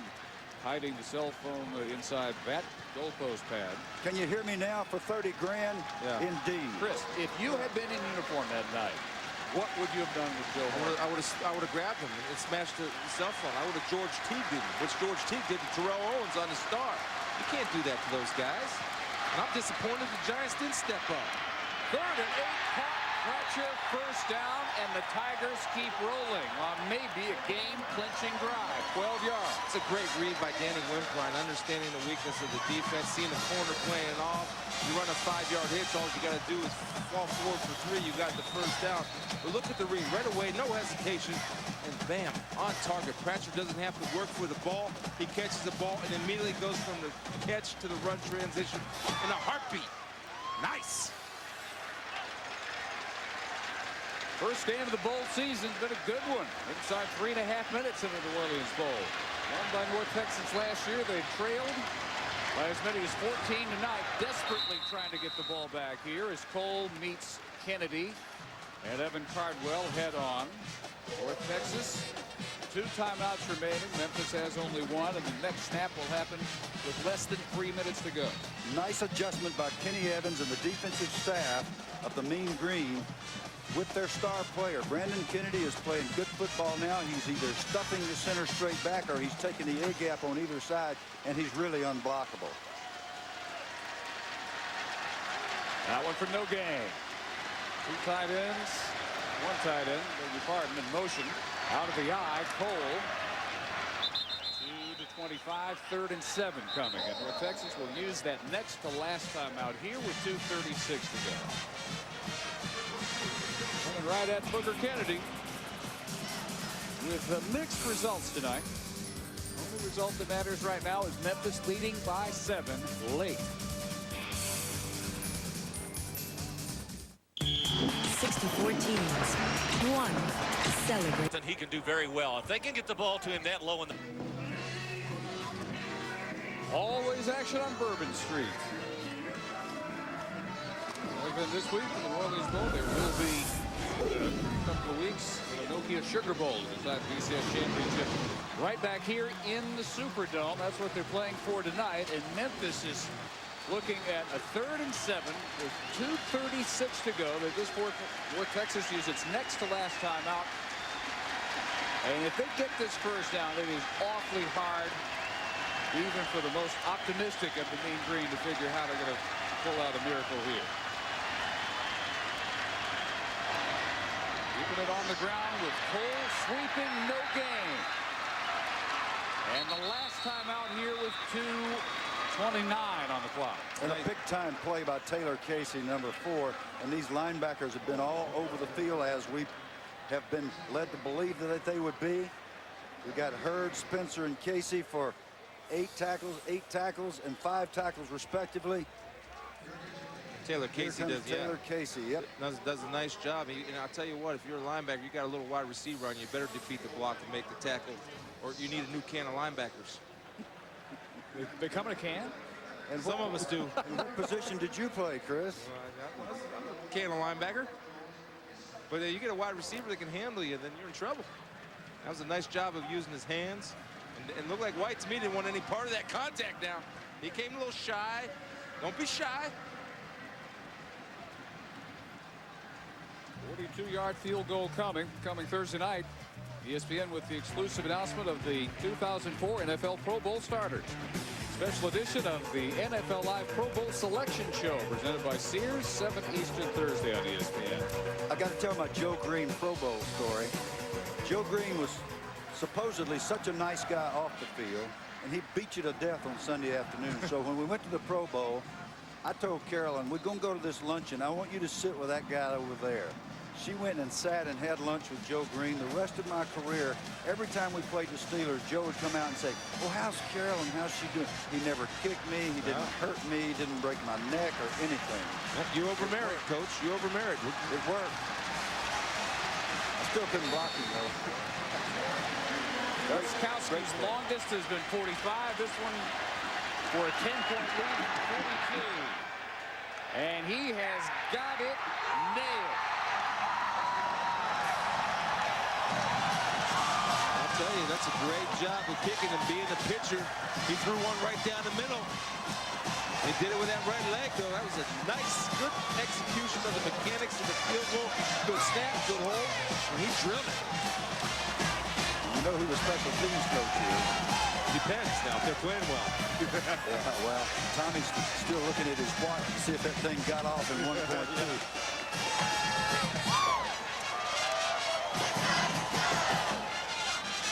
He's got a pretty good feel. Kickers too. Usually after they leave their foot, they'll get an idea. Yeah, he knows that's good. That's a strike. He threw the fastball in there. I asked him how his elbow said. He said his elbow's fine.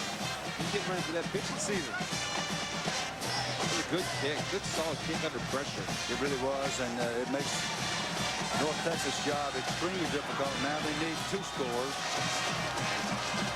It's difficult because they have not taken advantage of their chances, unlike Memphis. Not many blown opportunities tonight by the Tigers. This was early. Andy Blunt wide open. That's a touchdown if it's thrown correctly. Fumble brought it out from 9 yards deep in the end zone. Kevin Moore, and it's recovered by the Tigers at the 8. That cost him 3. Face mask leading to a scoring drive by Memphis. Third down play right there. Third down penalty. At least 4 would-be touchdowns, either overthrown or Cobbs slipping or something going awry for North Texas. And Memphis, every chance they have had to get on the scoreboard, they've gotten points. Well, except when they had a field goal that bounced off the upright. That was the only one. And they self-destructed with penalties down close early in the 3rd. Don't let it out. Kevin Moore has learned his lesson. So 10 down, no timeouts, 2:26 to go for a non-passing offense. Although on that last drive, Scott Hall hit the 2 out of 4 for 82 yards. NBA Fast Break Tuesday coming up next. We'll have more on this New Orleans Bowl if you want to switch over to ESPN News. Danny Wimprine not only has the mental characteristics of Brett Favre, but also a little bit of the physical characteristics. Yeah, it looks like him. And that's a compliment. Brett Favre, one of my favorite players, had the privilege of coaching him in the East-West Shrine game. We knew then he'd be a star. You didn't coach him up too much, did you? We didn't say nothing to him. Just gave him the ball. All swarmed. Struggles to get within 2 yards of the line of scrimmage. But that was a double eagle, or what's called a Bears defense, popularized by Buddy Ryan when he was the coordinator for the Bears. Both guards and the center covered. Very difficult because everybody across the front and the middle 3 one-on-one protection. Coming after him again, he gets blocked, and Block goes nowhere. Blitz coverage. Yep, blitz coverage, man-to-man. The theory is that you're not going to have time to set up and throw it deep. You're going to have to dump it off in hot fashion like that, and Ballard, Johnny on the spot. Great form tackle by Derek Ballard was something you don't see a lot in college football today. It looked like a Chris Spielman special. I don't know, but he kept his head up and he brought his feet. He 1-stepped and wrapped, 2 steps and squeezed, and closed the gate in front of the ball and brought a little nasty with it. Patrick Cobbs being helped off the field. The worst of all possible signs here, even though they need to pass, you could still figure in. And headed toward the bench. 3rd down and 10. Coming after Hall again. Jamel Branch. And he was face masked. Still gets the 1st down to the 37-yard line. And they'll tack on some extra to the 17-yard gain as they continue to check on Cobbs. Team doctor Robert Gershon looking Patrick over. Again, the point that Coach made and we both noticed was that there's no quit in either of these football teams. And incidental grabbing of the face mask defense. 5 yards will be tacked on the end of the run. 1st down. North Texas still alive. And Chris, you just continue with what you were saying there because these are 2 gritty outfits. Yeah, and to me, it's a reflection of the coaches. Yep. And if the coaches, this is a reward for these kids. North Texas winning the Sun Belt Conference. Tommy West, first bowl game in 32 years for Memphis. They're playing like it, and it's fun to watch. Ball can't get it off. Coot. Yep, it's double eagle. We don't have time to do replays because there's no huddle, but it's a Bears defense covering both guards, all man coverage with a free safety. And he just doesn't have anybody in time to deliver. Yeah, I'm sorry, Dave. I had to say Coot. Okay, couldn't help it. I'll be my guest. Memphis to get back into the postseason with such a young roster, just 8 seniors. This flag to stop the clock at 1:04. Prior to the snap, false start, offense, 5-yard penalty, remains 2nd down. Now, Heather, when you go from 3 wins last year to 9 and 4 if they hang on to this, that's got to pay off for Tommy West. Well, I think it'll definitely make an impact because I spoke with Memphis Athletic Director R.C. Johnson yesterday. His goal was to announce a contract extension before tonight's game, but travel commitments didn't allow them to finalize the details. What has been confirmed is the length of the contract. It will extend to 2008. What they need to iron out is the money, of course, and I certainly think this will help get the budget up a little bit. Both parties hope the contract will be finalized by the first of the year. And he's really enjoyed himself in Memphis. He knows what it's like to win 7, get to a bowl, and get fired at Clemson. So Offsides, defense, contact foul, 5-yard penalty, still second down. nice to be appreciated, and Tommy West is very appreciated at Memphis.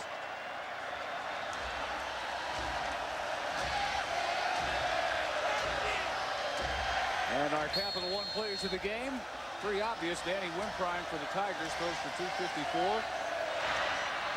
Scores one on the ground through the hands of Enrique here. Patrick Cobbs with both North Texas touchdowns at 110 yards. That's still 47 below his average. But when Scott Hall could get absolutely nothing going, Cobbs finally breaks a couple in the second half and gets North Texas back into the game. You know, if I had to pick a guy, too, if we pick a defensive guy, I think Eric Taylor from Memphis has just been outstanding, both against the run and the pass, playing with high energy and a high motor. 3rd and 12, and then we tee off. Ball with time, this time it overthrows Branch. And last gasp time with 37 seconds. And the guy that was constantly in Memphis's backfield was Michael Pruitt, number 93 for the Mean Green. Right. Had a wonderful game. Even better than his more famous teammates. Well, the effort of both teams has just been outstanding, and these guys do feel like it's their national championship, Coach, and it's just been a joy to watch, and the excitement of the people from North Texas and the fans from Memphis. It's college football, which is, to me, a celebration. It's changed my whole perspective on the bowl thing.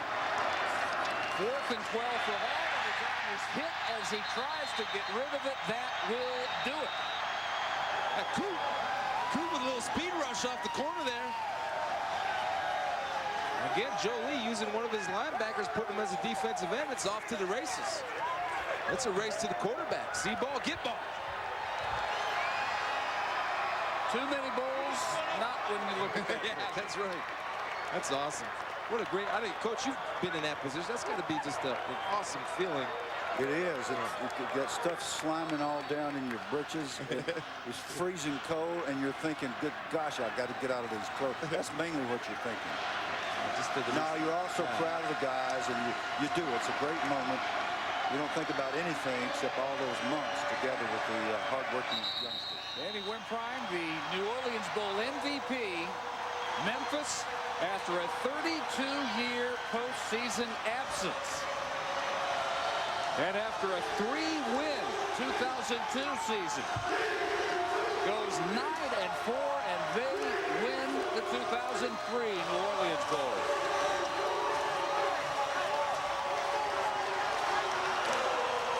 And in so doing, they end the North Texas win streak at 8. Champions last year, the Mean Green fall 27-17. 6 years at Clemson, he took those Tigers to 4 bowls. These Tigers probably feel like they just won the Milky Sugar Bowl. Well, they had to beat a very hard-fighting, well-prepared North Texas team. A team that comes from a conference that's not as much recognized, but one that can be proud of their representative tonight. Don't underestimate what this can do for his recruiting, too, now. Look at that. That's the first. You haven't had that in a while. It's great to see from Memphis. Heather is with the MVP tonight, Danny Wimprine. Danny, congratulations on a great game. The last time Memphis was in a bowl game was before you were born. Do you understand what this means for this program? It's been a long time coming. These guys have worked really hard. Finally started to play as a team this year. It's a great feeling. I feel so great for this entire program. What does it mean to you to do this in front of more than 100 friends and family in your hometown? I mean, it's huge. I love this city. Everybody from Memphis came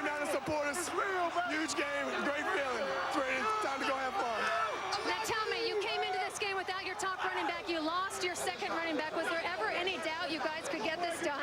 No, no doubt. That's what the team's all about. And we showed that. We finally started to play as a team this year. And these guys showed a lot of heart, and I'm so proud of them. You won 4 state high school tournament games here. Are you well aware of what your record is here in this dome?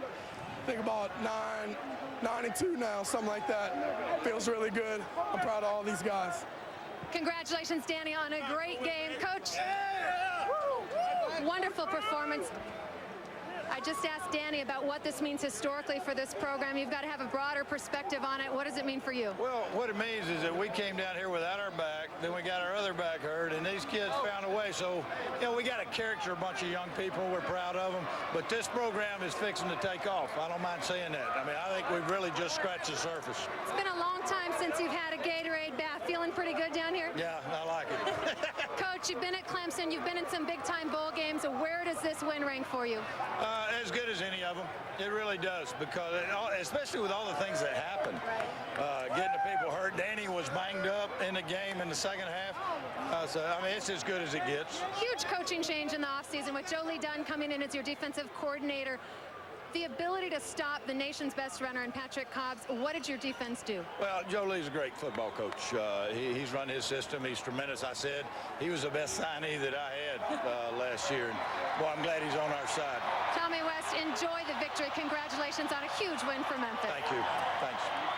Tommy West used to be an advocate of a playoff system, but he says coming to this bowl, this excitement that has spread throughout the town has changed his mind about a playoff.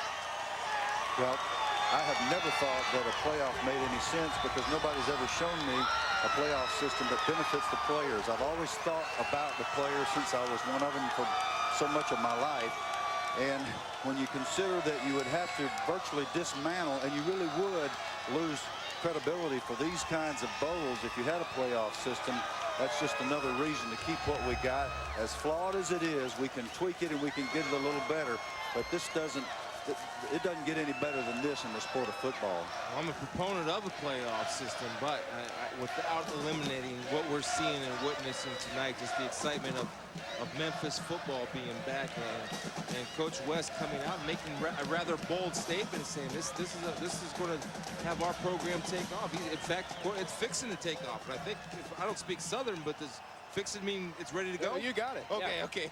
Yeah, when you get real Southern, it becomes we're fitting to go. And you come up with a playoff system that shows me where the players benefit, and I'll endorse it with you. Well, Conference USA fitting to get real busy in the postseason. We have Louisville and the GMAC Thursday. TCU against Boise State, a great Plains Capital Fort Worth Bowl matchup. Houston, Hawaii, and Honolulu, Southern Miss, Utah in Memphis. Memphis wins this one, and they take that trophy back with them, 27-17. It is a final over Sun Belt champion North Texas.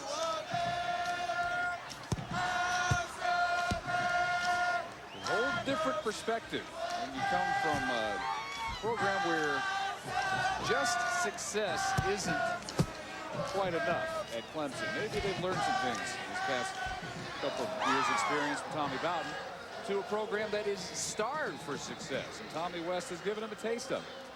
Probably a lot more to come. And plus the seniors, Dave, how that's a reward for them, and to stand up there with the podium with their coach has got to be the highlight of their career as seniors leaving the program. 84 season, first bowl since 1971. You put it all together. You brought your fellas down here. You played a terrific game. The fans are just wonderful. They followed you to New Orleans.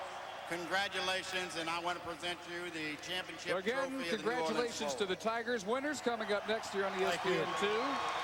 Kevin Frazier, Greg Anthony, Tim Legler with NBA Fast Break Tuesday. There's two groups. There's three groups of people that this wouldn't have happened.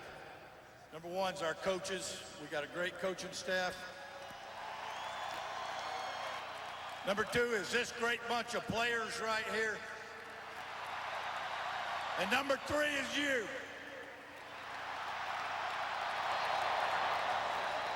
We love you. Thanks. Best ever. Only one man in the history of Major College Football has thrown for more yards. his imprint indelible. And tonight, one last chance to add to the totals and add to the Phillip Rivers legend. This is new territory for Kansas, a senior quarterback, some young playmakers, and a coach with a past in Oklahoma